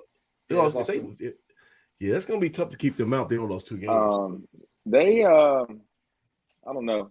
I think the people still want to hang on to their performance against Carolina early in the season. That's kind of but that ain't gonna count as much. It won't help count as much more. But on a national stage, that's what. Oh yeah, that was right. Actually, that was the first. That was their coming out party. That made people believe they could play with them next week. And they went toe to toe with your boy May for a minute. That quarterback they had. Is he still there? It was a feel good. Considering the circumstances that they had. Yeah, is he still there? I know he got hurt. Is he still playing for them? The quarterback? I have no idea. I haven't been paying too much attention to I'm all Aggie right now. Me too. I'm all Big South right now. But Man, come on, fam. They can't talk their way into this one. All right, they done claim. But either way, we wouldn't play them anyway, even if they make the playoffs, because they're too far away. All right. So Dave, we'll probably end up. Dave, what do you think about us hosting a playoff game? You think that we should go ahead and put the bid in just in case, or what are your thoughts on that? No, it's not worth it. We don't want to lose money. It's not about. We don't want to lose the money. But I just know that was Mr. Earl Hilton. He said that we're gonna just move to the CAA. We're raising the stakes. We're competing for national championships and all that stuff, and that's part of the process. If you're gonna forego the Celebration Bowl for the playoffs, you gotta give your program the best chance of moving into the playoffs and advancing. Definitely have a better chance at home than you would on the road. So I think you gotta pay the cost of the ball. I get all that, but I think the fact that there's a lot of close schools that's going to make the playoffs with us, I don't know if it makes sense, bro. Like, I mean, if it's Elon, the draw is probably going to likely be Elon, unless Elon they got to really screw the pooch to miss the playoffs at this rate, right? So if we win the division, either Elon's going to either play us or Gardner-Webb in the first round, okay? Because there isn't really seeding. The only seeding you're worried about is whether you're going to play this. You're hoping that you can run into the 7 or the 8 seed in the second round if you win the game. It's all regional now. The first couple rounds, right? Yeah. Yeah. All right. So give me give me real quick, man. Before I let you go, what's your thoughts on Saturday? What we got to do to win, and what's your concern level? Feel pretty good. I mean, this is the classic trap game. So last week wasn't a trap. Last week wasn't a trap game. You saying this wasn't a conference game? Right. No, I mean, because last week was more of a rivalry game than a trap game. So when people were saying it was a trap game, I'm like, it's a rivalry game. So how can a rivalry game be a trap game? This is a natural trap game, because from a conference championship standpoint, we don't need this game to win the championship. Like we need it for momentum standpoint, but it's a trap game in the grand scheme of things. Because after what happened with Campbell last week with Bryant, and I watched some of that game, man. Woof. Brian was taking boys. Campbell's missing some Joes too, though. Brian is good. I mean, I told you guys, man. I believe in Eckhouse, man. He makes some plays, and they play well at home up in Rhode Island, right? That's a long trip. Yeah, I'm right up the street. I know where the school's at, man. There's a lot of money up in Smithfield, bro. Terrible scheduling job by Campbell University and one Mike Mentor to go down and get beat in Jackson, come to Greensboro, take a whooping, and then have to jump on a plane and go to Rhode Island and play a Bryant team who almost knocked off FAU at the beginning of the season. Hey, Bryant was ready for him. And I think, Campbell had a ton of guys out. The starting middle linebacker, Brevin Allen, defensive end, was out at times. So they had guys banged up before they walked into Greensboro. And the quarterback got hurt. Craig has other news that said quarterback got benched. He got benched. We'll see this week. He didn't play well. Wow. Well, now Monroe was balling out there though. And they said my man came in and lit it up. So he was balling. They almost came back and won the game in the fourth quarter. He was like that. They said he did his thing. So yeah. Too little, too late. It won't be for a Big South championship this year.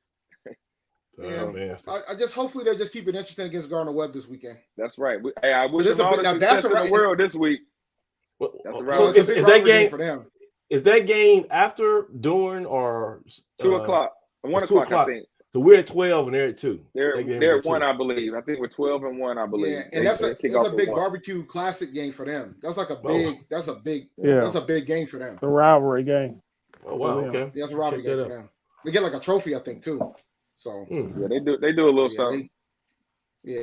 So all right, Dave. Hey, so we let you go, but check this out. We're gonna catch you a podcast. When's your next podcast for your Carolina Panthers deal? Is that Monday. Monday night? Okay. It'll be Monday. Yeah, Monday night. Rashad's going to the game tomorrow. I might live stream. I'll see. I gotta feel like what the mood looking like tomorrow. Yeah, there you go. Hey, they wearing all black. So they wearing all black. That's the first time ever. Man, I got my helmet. Man, but we're terrible in the all blacks, bro. I think we've only won 2 games in the all blacks, but this is the first time we got the black helmet. I know it's the first time for all black. This is from head to toe black. Man. So I'm looking forward to this one. Yeah. All right, Dave. So we'll catch you out there next time. So appreciate appreciate the invite. Have a good one, guys. Thanks. All right. Peace. All right. So we got that was Super Dave, not Super Dave, Dave from Panther Nation podcast. And Troy's been waiting for a second. Bring Troy in here. Troy. Hey, so Troy, what's going on, man? Hey man, listen, I was Troy, trying to stay out of it. Oh, I thought Troy was getting a haircut like he had the collar on. Yeah, he had the collar on. What's going on? Nah. I wasn't prepared to come on here. I couldn't get the background to work. I decided I wasn't gonna go change my clothes. It's not that big a deal, bro. It's just us, man. Yeah. Well, I'll tell you what, man. A lot of people on the internet watch this thing and they come at me about stuff that goes on. Okay. So I was trying to stay out, but man, y'all started talking about that band. Oh yeah. And I'm gonna tell you, the reason I think that Norfolk really beat us. I don't think so. So hold on. Yeah, go. So is it a foregone conclusion that we lost? That's why. Where's that coming from? I just don't understand that. We lost, and I'm gonna tell you why. Okay. They played music that many people knew. And we were in the stands, people in the stands grooving and dancing and singing along with them. Okay, but when our band came up, they played one song that people knew, and it was really fast, and people didn't know the words. And because they were across that field facing us, we could hear them much better than what we could hear our band. And, whenever they would do the little back and forth or whatever they did, man, it was just entertainment for us that we couldn't get from our band because they'd way down there beside us and we can't hear them or see them. Oh, okay. And they played music that people knew. Okay. Yep. So Doug, what's your response to that, man?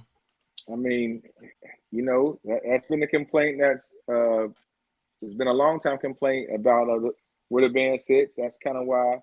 I don't know if that's the exact reason, but I remember people complained back when the band sat on the left-hand side, closer to the scoreboard. So, it's tough. If I was down on the track, so I like to stand in the middle of it in a battle like that and hear it from both sides. So if you're down on the track and you kind of standing near the end zone, then you're hearing it in one ear and hearing the other band in the other ear, and it feels like you're right in the mix. So, but yeah, I mean, Norfolk State was definitely blowing, and like I said, I was right on the 50. During halftime, so I heard it loud and clear. But no, they're a good sounding band. They're heavy in the brass, so you're gonna hear them. Those bells, you can see those bells, you can hear them. But like you said, just that's just what A&T does. We make our music selection and we make our show and we do our thing. But I think you can hear the difference what we got in the stands when they start going back and forth in the fifth quarter and stuff. So yeah, both bands play well. But hey, I understand your point. There were definitely folks that were leaning on that side. So you know what though, I gotta say something, man. I just think that there's a contingent of people who are not gonna be happy, and you know why? You know what it is, man. I'm gonna say it. This everybody want to tip around it. Dr. Ruff is not Dr. Hodge, and that's why he will never, win over some of these people. Nothing he does is ever gonna be good enough. They marched under Dr. Hodge.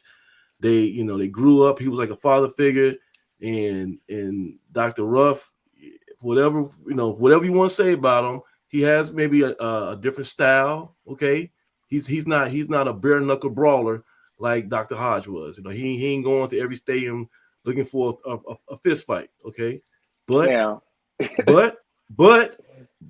Is that a fair assessment? Yeah, Johnny B. Hodge. I mean, he coined the term chaos, kick ass on Saturdays. I mean, that was his mentality. Right.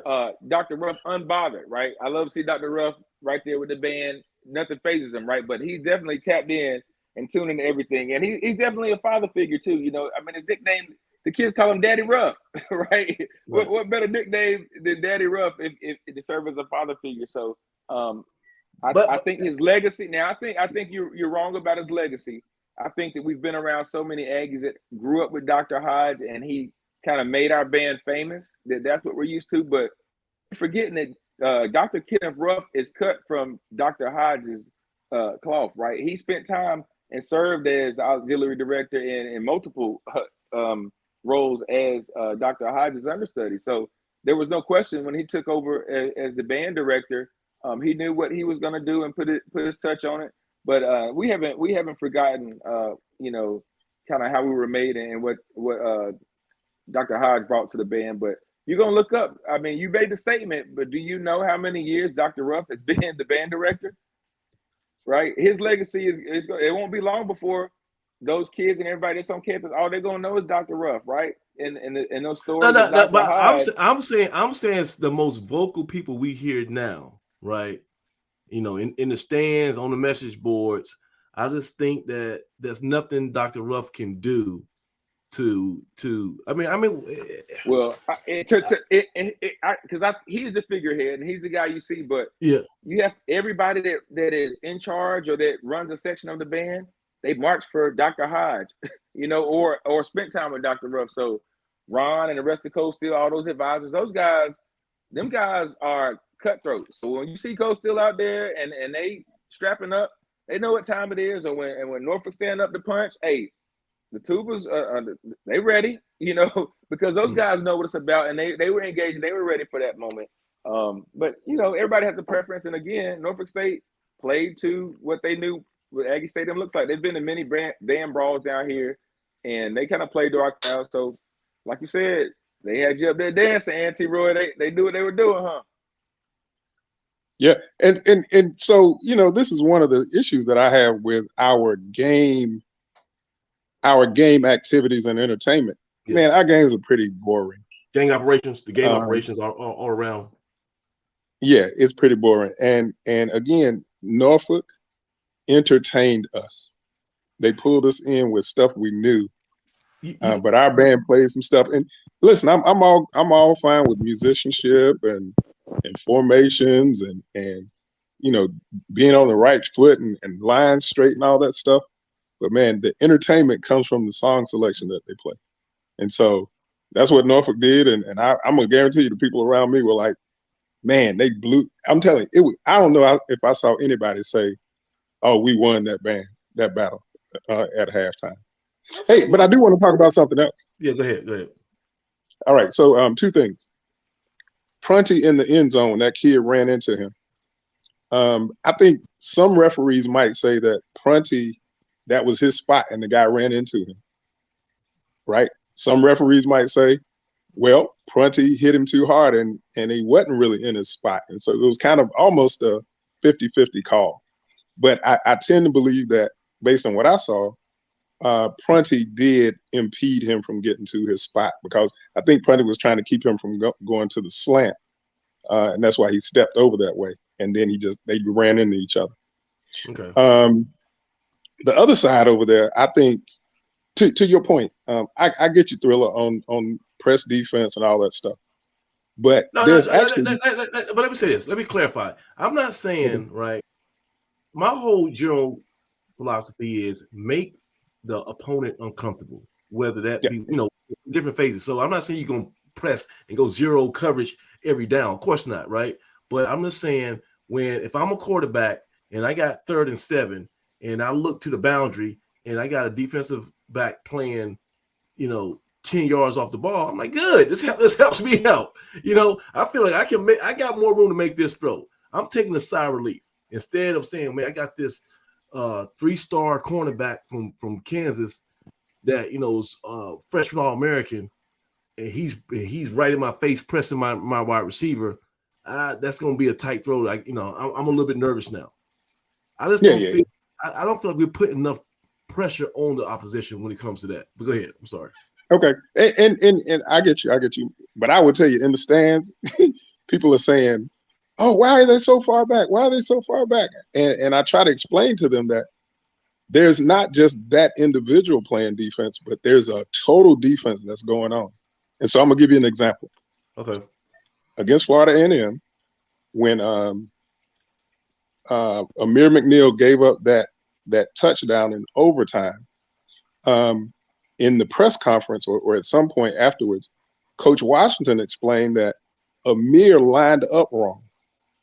He lined up inside, right, where he should have been lined up outside because he had help on the inside. And so What we don't know on the outside looking in is all the stuff and the setup that they have out there in the defenses for how they're going to defend each play. Same thing happens with the Houston Astros. Yes, we might see the pitcher throwing certain pitches, but in the back, they are lined up in different ways and different things to help offset what he might throw in case of what could happen in the particular pitch that he throws. So there's a lot going on that people just don't know about that are going on in these formations and setups. Definitely. Okay, I agree with that. Yeah. And so okay, Troy. So real quick, man, because we're gonna bring in Billy J. So give me a key or a few keys to victory on Saturday, because all of us, we understand that the big game, the most important one, will be the following week when we go to Gardner-Webb. That's going to be winners take all, no matter what happens this week. But I want to have some momentum. So what do you think the main key we got to do for this week against Charleston Southern?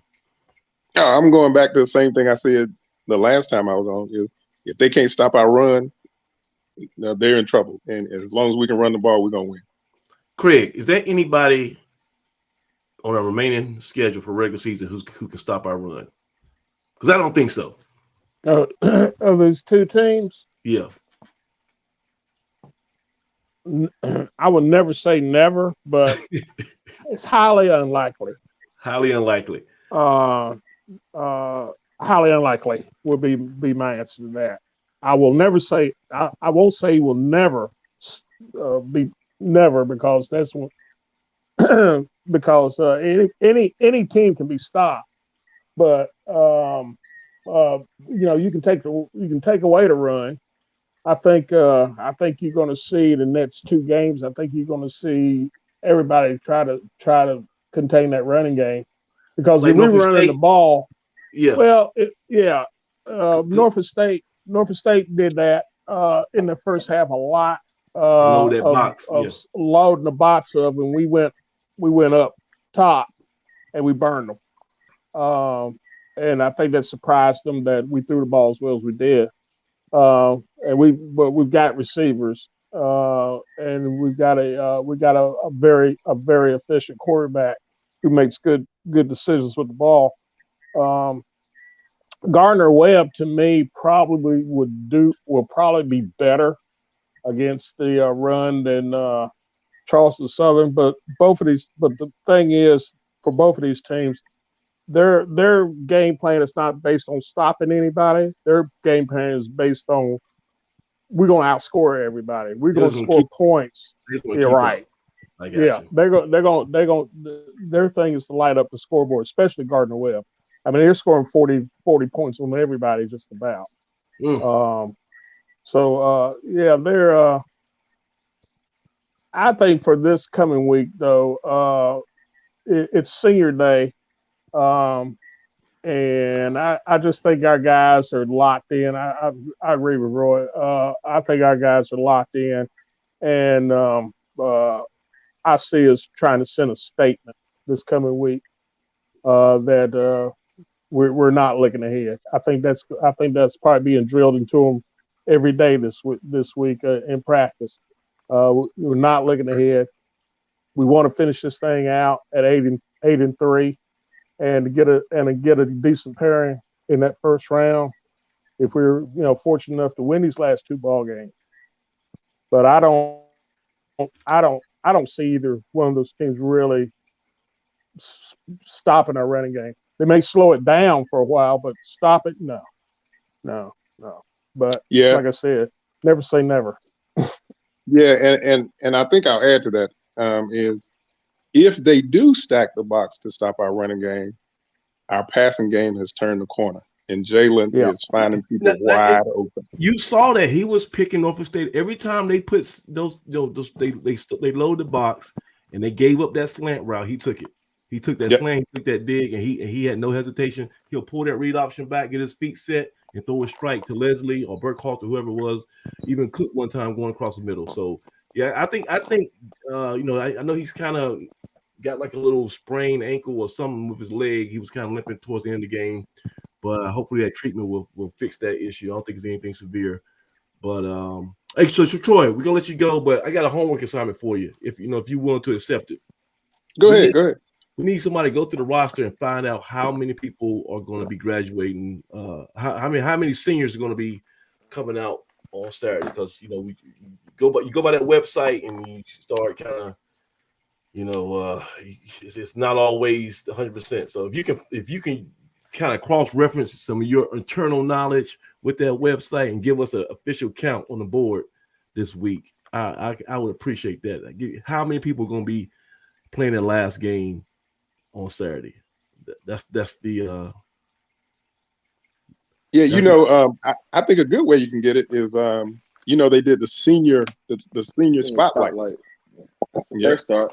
I know, but see, they might have just ran out of video. There could be some other guys who those are all seniors who kind of were major contributors. There might be some seniors who they still on the scout team and stuff, so they might not get a little 2-minute video. So I just don't want to forget anybody. Like last year we had guys who we thought were seniors. Like I thought Harold was going to be a senior last year. He came back, and then we had Kyan Howard. He didn't come back. Fetty, he had some eligibility. He said, "Forget that. I'm about to go to the business world and I'll catch y'all on the streets." So if we can get an accurate head count on the seniors who's going to be playing the last game Saturday, that'd be cool. So actually, I got less than a dozen. Less than a dozen. Man. I got the answer now. Yeah, I got the answer right now. Well, what is it? The number that we see out there on Saturday. Oh, there you go, Couture. And that's how you get booted. That's how you get kicked off the podcast, stuff like that. All right, man. Until next time, brother. See you. All right, now. Yeah, all right, take it. Before you bring Billy J on, man, I'm gonna shoot out some young guys that I know aren't gonna be on there Saturday. Because these are some freshman guys that got in the mix. Yeah, we got to bring up my guy, Big Chris Allen Jr. got out there. Number 58. I don't know if y'all saw him out there. Yeah, big boy, 6'4", 285. We got him in the mix earlier. I think it was like second or third possession. And he made some noise. We also had Anthony Harrison, the second out there. I think that's a young man, if I'm not mistaken. Anthony Harrison, that's the kid from Northeast. He was in his right number, But I think he got back there and got some penetration on some plays and made a difference. So I always like to shoot my young boys out. Young Christian McDonald, 81, the wide receiver. He's been on special teams all year. And if you ain't took a good look at this kid, he's a stud. He looks like he could be a tight end, but he's a freshman wide receiver. And look out, because the kid's got a body on him. So that's just some young guys, man. I got to shout out my young guys. And I think Anthony Ruck has been getting some reps at punt returner, stepping in there. I think that's who that is back there. I can't tell from his number, but we got some young kids getting in the mix. So that bodes well for our future. Okay, I can dig it. Billy J. What's going on, guys? Man, living the dream. About to wrap this up tonight. But look, check it out. I want to bring you on here. I got a question for you. How concerned are you about the penalties, man? Because it seems like we almost had it under control for a few weeks, and then last week it just exploded again. So overview. I wouldn't be too concerned about the penalties. The penalties issue is still an issue somewhat. But like these guys have said earlier, and even Doug has said it, it's really about, improving each week, trying to get better each week. And then we have gotten a lot better, I've seen, on some of the penalties, but it seemed like that's one hump that we got to get over. We haven't got completely over that hump as far as penalties, but we're nowhere near where we were, say, beginning of the season, where we were getting like loads of penalties. I haven't noticed a difference in penalties over the last couple of weeks, even though we, seem like some of these penalties that came at the wrong time, have kept drives alive. They kept drives against Norfolk alive. I'm pretty sure you guys remember where we had, Norfolk getting in the red zone on the third down. Next thing we get that PI, and Norfolk gets another first down. So I just think if we can continue to clean up the little things, like Coach Washington said, then I think we'll be all right. Yeah, we gotta, just keep working on it.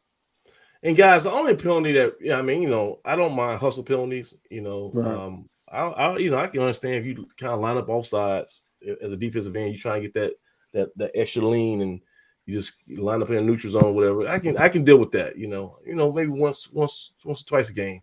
The PIs happen. You out there battling. Cornerback, you want him to be aggressive. You don't want him to just watch the ball and. Even though I thought some of the penalties were kind of questionable, but I was like, I did too. Yeah. Especially the hook. The second one, right after they threw the first pass interference, they got down to the 1 yard line. When the next play they ran like a slant, he got called for slant. And after I ain't see, I said this is kind of they just he's just kind of. Because I think like the linebacker, somebody actually dove. I don't know that. I think it was Jacob Roberts. He dove for the ball. I think he hit the ball a little bit, and then the other defender was making the play to tackle the guys to hit the guy. I'm like, that was a clean. That was good defense, but they called it PI. It's questionable. But the ones that I can't deal with are the unsportsmanlike conducts, and that's right. And that's the one that Coach. I agree. I agree 100%. After the game at the press conference, he said, he's going to go back to his tried and trusted method of punishing guys after the fact. And Douglas Brown, I don't agree with that philosophy at all. Okay, and that brings us to the BlueDeathValley.com vocabulary word of the week, right? And I want y'all to understand that's antecedent, right? Hope I'm pronouncing that right.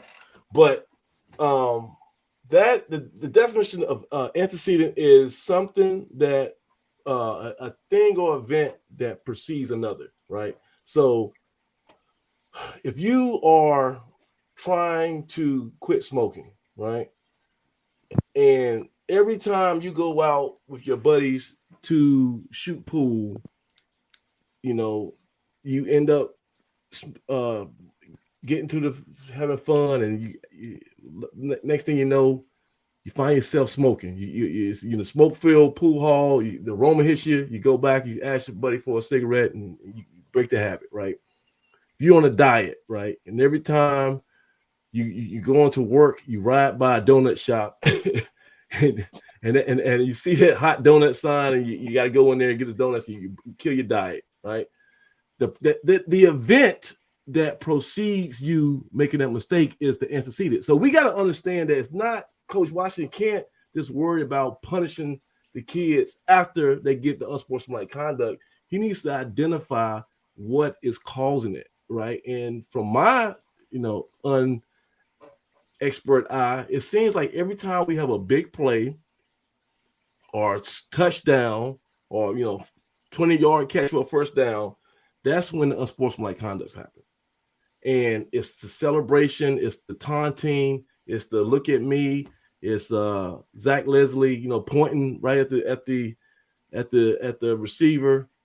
And like Doug said, it's all about you celebrate with your team. You do not need to even acknowledge the opposing team when something good happens. And I think you can actually, to me, in my opinion, Doug, you tell me if I'm off base. You can coach this. Like, if I'm Coach Washington, I'm doing corrections whenever, I guess you can't do it on Sunday anymore, but after the game, you do your corrections. I'm going through every play where we had a person unsportsmanlike conduct. I'm lining up 22 guys on the field, 11 guys on defense, 11 guys on offense, recreate the whole scenario. And I'm saying this is what we got to do when this happens. Once we get a touchdown, we got to practice taking one step, turning our hips, taking the ball, reaching it to the official. I'm like, just like you do a 3-step drop as a quarterback or a back pedal, we need to practice not taunting, because you can't trust the kids anymore. Like it's happening to everybody. Our stars, our bench warmers, everybody. I mean, even I saw a backup long snapper was getting in somebody's face one game. Every aspect of the roster just needs to have set rules going forward. This is how we deal with good stuff. And Doug said it best. You celebrate with you guys. You shouldn't like everybody on the other team should disappear when something good happens. And that's the way I look at it. Yeah. So, yeah, and it takes practice, and it takes continued coaching. But and Coach Washington is not his defense, but one way Coach Washington knows how to coach it is to have a negative reinforcement, right? And I don't think that's the way. He been doing it the whole season. I tell you what. Well, no, not necessarily, because let's be honest. There's only so much negative punishment and physical punishment that you're gonna break off to Zach Leslie at this point in the season, right? You're not gonna run them crazy because you're not going, but you are gonna run them, right? If the punishment is a bear crawls up the hill, maybe he doesn't have 20 bear crawls up the hill, but he's gonna have one bear crawl up the hill, and then you're gonna talk to him because he's the guy that might get it just from the conversation. He's the guy that knew in that moment he messed up. Everybody doesn't get that, right? Everybody doesn't understand that. There's an old saying that goes, you don't have to treat everybody the same, just treat everybody fairly, right? So that's kind of how it is on a football team. Zach's kind of earned some things, and maybe you don't correct them in that manner. There's certain personalities that coach knows that I can't correct this way. It's certain guys that you're gonna have to roll till the cows come home, right? And some of the best stories and the best laughs you have as a team, and with your former teammates, is when coach had to dog somebody out or ran somebody, or we had to run hills. Remember that day we had an awful practice and Coach Hayes sent everybody to the hill. And we stopped in the back of practice. We got beat backpedaling, and the whole the DB unit had to backpedal up the hill the whole practice. Like, stuff like that has happened. And it is a negative reinforcement. So the next time I go down the field, number one, I'm not going to let coach down. But number two, I don't want to have to do that again. And that's what guys remember. Because after a game, I was gonna say to you, you were giving the great talk about, hey man, we can't have this. But I'm sitting in the back. But coach, we won, man. And after this meeting, we about to go. I'm about to go hang out and chill. Yeah. Like, these kids, I wouldn't say kids are different, but they're not any different. They're still 18 to 22-year-old kids, right? And so sometimes it is one ear in one ear and out the other. But they will not forget, and you don't forget how it felt when you had to roll 100 yards and 100 yards back. Like, that is a deterrent. And so that's what has gotten football players attention for eons. It still works.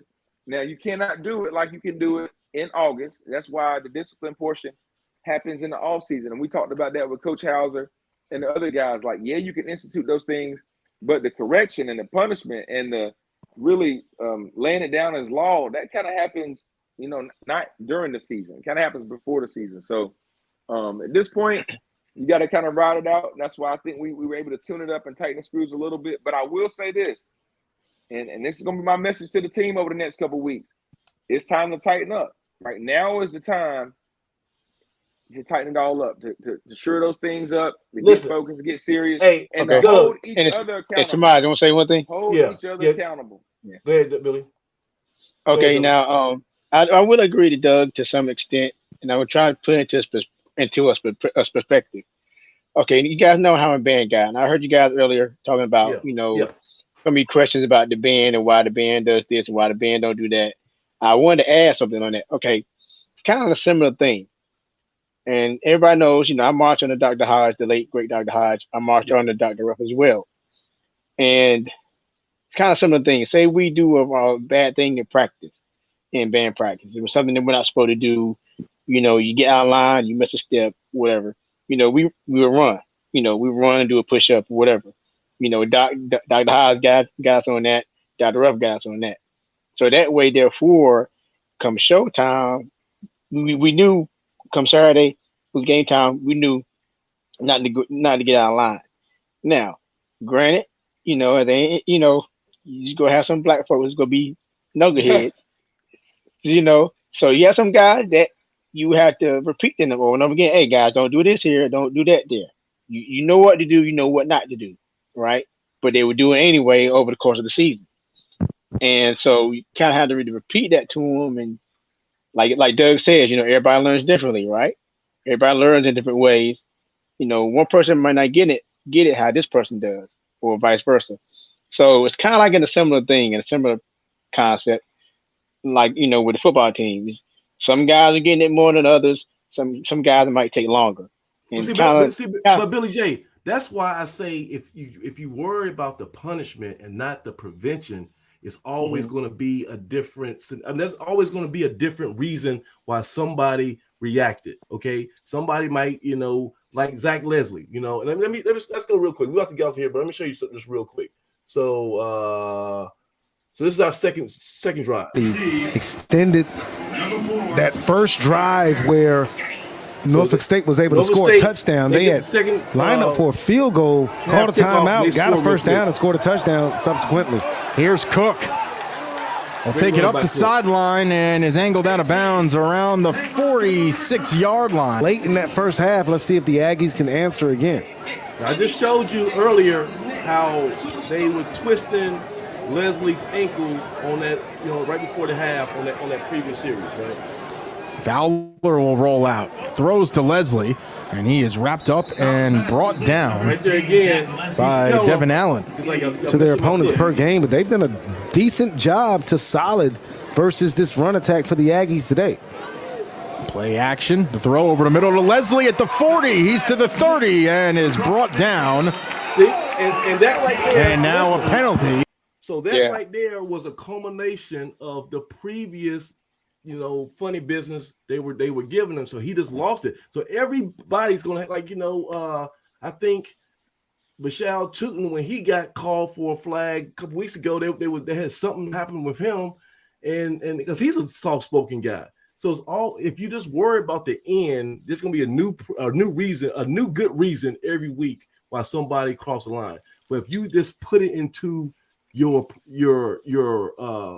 behavior, if you say if it's a first down, no matter what happens, we're going to do this. You don't think that's possible, Doug? Oh, it is, and you'll see teams. Yeah, I agree. I agree with Samaj. Yeah, you'll see some teams. It's all about controlling your emotions. Because and guys, like Coach said, controlling the ball, right? If I get up and hand the ball to official, that means we had the ball at the end of the play. Right. And you see hurry up offenses. I need the ref to spot the football so we can get up and run our next play. Like that's what my complaint is. I want to see us to think systematically as a group. Like if you're thinking as a unit like that, like what you're talking about, Samaj, like when you get to that point where hey, when my guy gets up, he's gonna hand the ball to the ref, we're gonna celebrate as a unit. When we score a touchdown, all 11 guys should be getting to that end zone to celebrate. Like that is the party. We always used to say, meet me in the end zone, right? Right. When we get to the point where all our guys that were on the field, not everybody's on the sideline. Like I'll see the guys on the sideline when we get to the sideline. Because we don't need to come off to the sideline because that means we're trying to be seen too, right? But when I score a touchdown, all 11 guys that was on the field, let's go congratulate, make a huddle, and jog off to the field and then go join our teammates, right? Because I always say two things. If you take your helmet off on the field before you get off the field, then you're just trying to be seen, right? Dr. Simmons will find you. You're gonna get that pretty picture that he's gonna send home to mama. You don't have to take your helmet off, right? Number one, you're not supposed to take your helmet off in between the lines. So if you want to take your helmet off, run, jog off the field, take your helmet off then, and then let everybody see you. That way you can't get a penalty. So let's try to keep our helmet on when we're on the field, right? We don't have to. There's a time and a place for everything, right? And Craig, you know what? 11 penalties or 13 penalties, whatever we had. You know what that says? It says a lack of attention to detail. I don't care what nobody say. That's a bad symbol for the coaching staff when you have that many penalties. These are different kids, right? And they live in a different age, and a lot of what they're doing is what they see on TV, right? And it's no different from what you saw with the team from the U and dancing in the end zone early, in the game versus Notre Dame back in the day, right? So those teams are celebrating. We saw it all throughout the 90s when we turned on classic film from our teams in the 90s. Chris Caldwell was high stepping doing the Deion 20 yards out going into the end zone. Now, if one of our kids start high stepping 20 yards out going to the end zone, we would really lose it, right? Yeah, but Craig, you answer this. I'm just saying overall, when right now we're like next to last in penalties for the Big South. I hate to say it, but that's attention to detail. What do you say, Craig? Well, we were next to last in penalties when we were in the MEAC for years. Even under Coach Broadway, we had penalties, and it's the style of ball that we play. We're a super aggressive team, so we're going to get penalties. I mean, there's no way around it. It's just the style we play a physical style of football, so those teams are going to get penalties. The penalties I take exception to are the conduct penalties, the taunting. That I have a problem with. but I don't. But just like this past week, we had a lot of penalties, a lot of motion penalties. We had some holding penalties. Some of that is due to the referees. Some of that was due to the fact that we had 14 guys out who normally do most, who carry most of the load. We decided, the guys had the flu or injuries or everything else. So we had a lot of people playing this past week who are not used to playing that long and playing those major roles that they had to play last week. So you're gonna have those. Like I said, the thing that bothers me are the conduct penalties. But I kind of agree with what Troy has said earlier, that I think it may be being overstated at this point. My thing is that you play through. You can address it and do all the behavior modification and all that stuff during the week, but we're not going to change our style of play. We're just an aggressive football team that gets penalties. As long as they're not malicious and they come in the course of a game, we'll just have to deal with it and play through it. But I'm not one of these people who's going to get up and scream in the middle of a press conference about, you're misrepresenting the university and you're a blight on society and all that kind of stuff. Yeah. Well, I know what scares us, guys. I know what scares us, man. Yeah. It's the fact that, and it's coming from a place of wisdom from most of the old Aggies, right?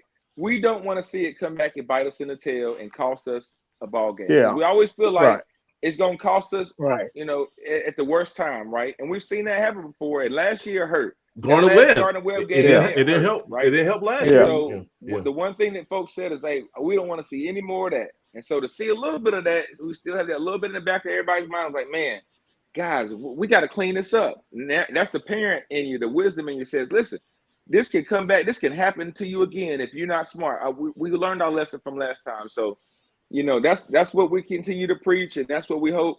And hopefully the team hears that message, right? I know that it's not like we have those penalties and it just goes unnoticed. Like, all right, we won the game. We're going to go to the next week. No, those guys talk about it, and they're going to work at it. And if it's a game that is going to happen, let it be last week, the non-conference game, because we know, like we said, these next 2 weeks, we got to tighten the screws. And there's a lot. You're right, Samaj. There's a lot we can do better, discipline-wise, behavior-wise, and that's across the board. That's from our best player down to our worst player. Mr. Tootin, we give you a lot of praise, a lot of credit. You are a guy. I got to get on you too.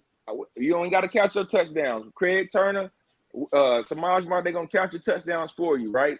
Because, that's just something you don't have to do. Let's act like we've been in the end zone before, right? You're going to score a bunch of touchdowns. I want you to score so many touchdowns that you can't even count them on one hand, right? you got to – they'll come back and get you.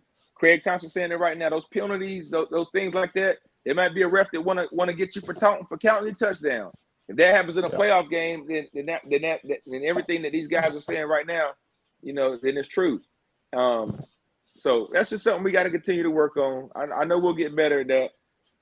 We're going to get better at it in these 2 weeks right here. So it's now. It's now. If we were scoring 100 points a game, I don't think guys would care. I agree. We'd be like, man, it is. Like I said, Good, Billy.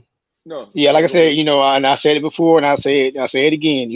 There's always room for improvement, right?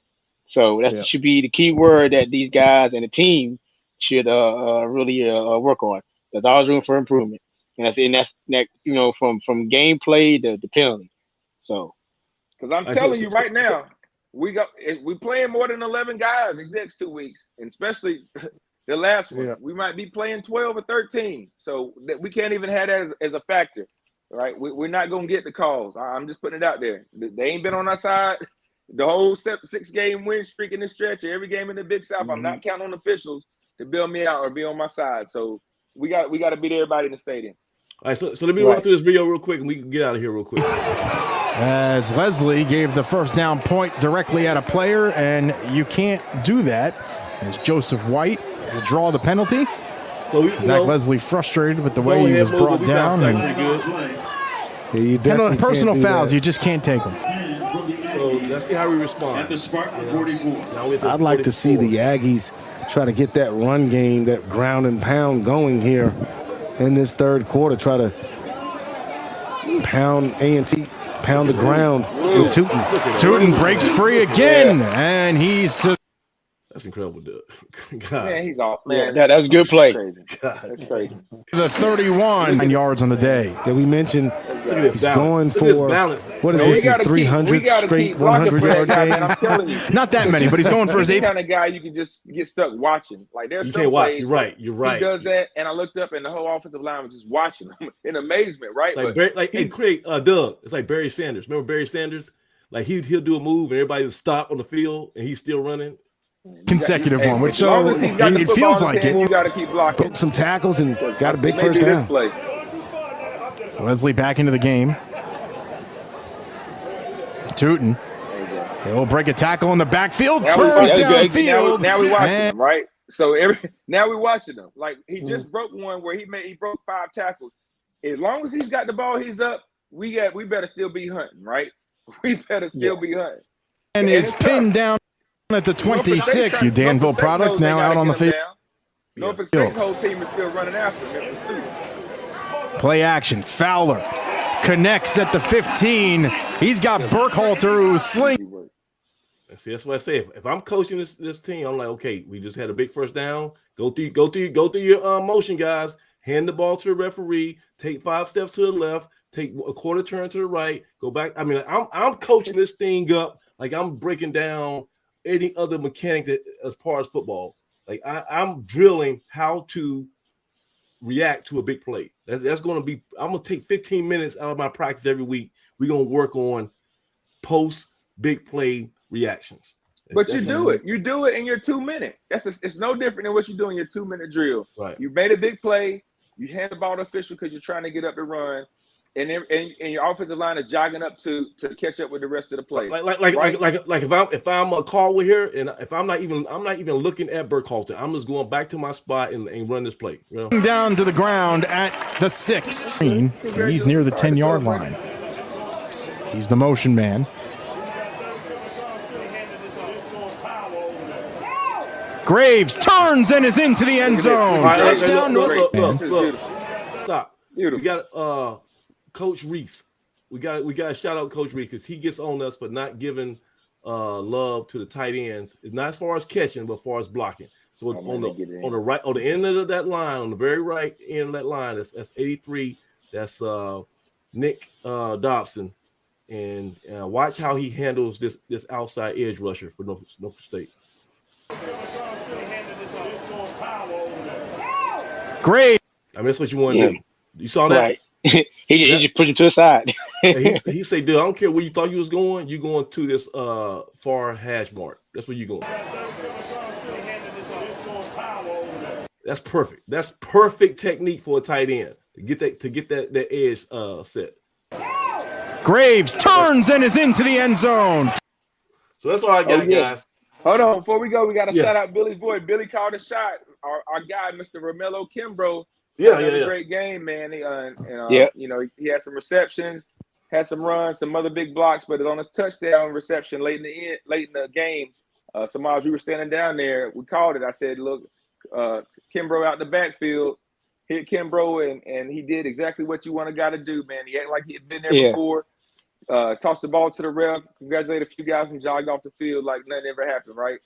So that just has to continue to keep on rolling, man. He's setting an example. And I will say something that's really encouraging for our guys pertaining to behavior before we go. Yeah. I still see a bunch of our guys correcting each other, right? So that's a positive sign. Whenever we do something wrong, there's always another guy coming. Keep on doing that, guys. So as long as they're doing that, man, we ain't got nothing to worry about. Those guys will be ready to go. The coaches will have them fine-tuned. Let's sit back and enjoy, and let's be Aggie fans, Aggie Nation, and let's be Aggie supporters these last 2 weeks. Yeah, I appreciate that, Doug. I see you didn't forget about me. No doubt, Billy. I'll see you, man. I'm gonna get my thumbs right so I can come over there and whoop you like I used to. Oh Lord! Back in '93. All right, hey, I'm always ready. What's up? Hey, Craig, give us that last word before we get out of here. What's the last word for this week? go ahead and we're going to go ahead and take care of business on Saturday. All right. I want to be in Senior Day. I hope we have a good crowd out there. It's a big game. We need this one. We need to put that 7th win up going into going before we go down to Gardner Webb. So I like us in this one by 17 points, really. Oh man, okay. Wait, Timadre, can I say one more thing about I think earlier I want to say I have a statement. I think you guys I caught the tail end of it. You guys were talking about when you guys were asking about the whole band situation. What other questions were asked about? Were we not, or is the band not playing enough, or what was that whole conversation? No, it was just about and Doug, correct me. It was about we didn't. I think it was the criticism was the song selection and the fact that we were, whatever the band people say is battling. So we didn't battle as aggressively as people would have wanted. So I don't know. We're going to look into that. We're going to look into that and get the Billy J segment on that. We didn't play Billy ain't going to let that ride. I don't know if we use the right chords. And I don't know what battle is for bands, but look, I halftime, I either go to the restroom, get some food, or stick around, watch the band. And if I stick around, watch the band, they better entertain me, and the machine did their job. They entertained me. I love the whole technology theme. Girls look awesome. Yeah. And so I don't know what these people talking about. Yeah, that's what we try to do. And I also want to say one thing, and I know it's I hear this a lot throughout the game and in the stands. And this is one of those things where it's like an outside looking in type of thing. A lot of people complain at the game, talking about, oh, well, why is the band not playing during this time? And why is the band not playing here and there? I want to let the folks know and the Aggie fans know. As compared to, say, we marched on the Dr. Hodge and as to what the kids do now. Now, mind you, we are in a different conference, right? We move away from the MEAC. Everybody knows that. Mm-hmm. And the MEAC had different rules as far as to when the band could play and when the band cannot play. Now, since we're in the Big South and going to be moving to the CAA, their rules in the conference are a little bit different from what I've been told. Yeah. That they can't really play as much now as say like we used to in the past. Like if they do play, we get penalties. You get penalized or somebody can get fined. So I think that's what a lot of people on the outside looking in don't really know. Like, why is the band not playing anymore? Is because that there are rules now. It's just kind of an unfortunate thing, kind of sucks. And now also with a lot of games now being televised with TV timeouts and media timeouts, we also the band also can't play during that period. So I just wanted to make it clear. You got the scoreboard stuff too. Sometimes you got reads. Yeah, the scoreboard. You got sponsorships. You got things that you're trying to promote, and they saying, no, we're trying to announce this on a loudspeaker, so we get the band you can't drown us out. So that's a lot. It's a lot of moving. Yeah, it's a lot. It's a lot going on. A lot of the people outside that don't know. Like we can't play when we have the ball, or when the ball is in motion. Before snap, we can't play. Now we can play after the play is over. The band can play, but before that ball is snapped, we really can't play. You have to wait. A lot of people don't know that. Norfolk State. I don't appreciate Norfolk State deliberately playing when they got my chancellor and my AD out there trying to receive a check either. I thought that was that's why those rules in place. Right. I agree, though. Come on. I'm sorry the MAC came out there for a minute, man. We were trying to close the deal with the Pepsi folks. They was out there dropping off a big check, and you can't hear nobody saying because they playing whatever it is. Whatever I almost went over there and shushed them myself, man. We trying to come on, man. We trying to cut a check, man. Y'all over there, right? They don't know that about. We had a great. I just had to say that one thing. I had to kind of get that out there, so a lot of people don't know. So. All right. So look, games at 12:00, man, and hope to see everybody out there for Senior Day. There's a lot of guys out here who, blood, sweat, and tears. They gave it all for 4+, sometimes 5-6 years. It was this COVID thing, so we want to definitely give these guys a proper send off. And me and Craig and Doug and you, Billy J, you gonna be out there? You gonna be out there Saturday? Yeah. I'll be out there. So you see everybody out here. You see right now. We'll be out there walking the sidelines or in the stands. So till then, for Billy J, Dougie Fresh Brown, and the president Craig Turner. By the way, Craig, tell Mitzi I'm proud of her. I know all her hard work with this election season.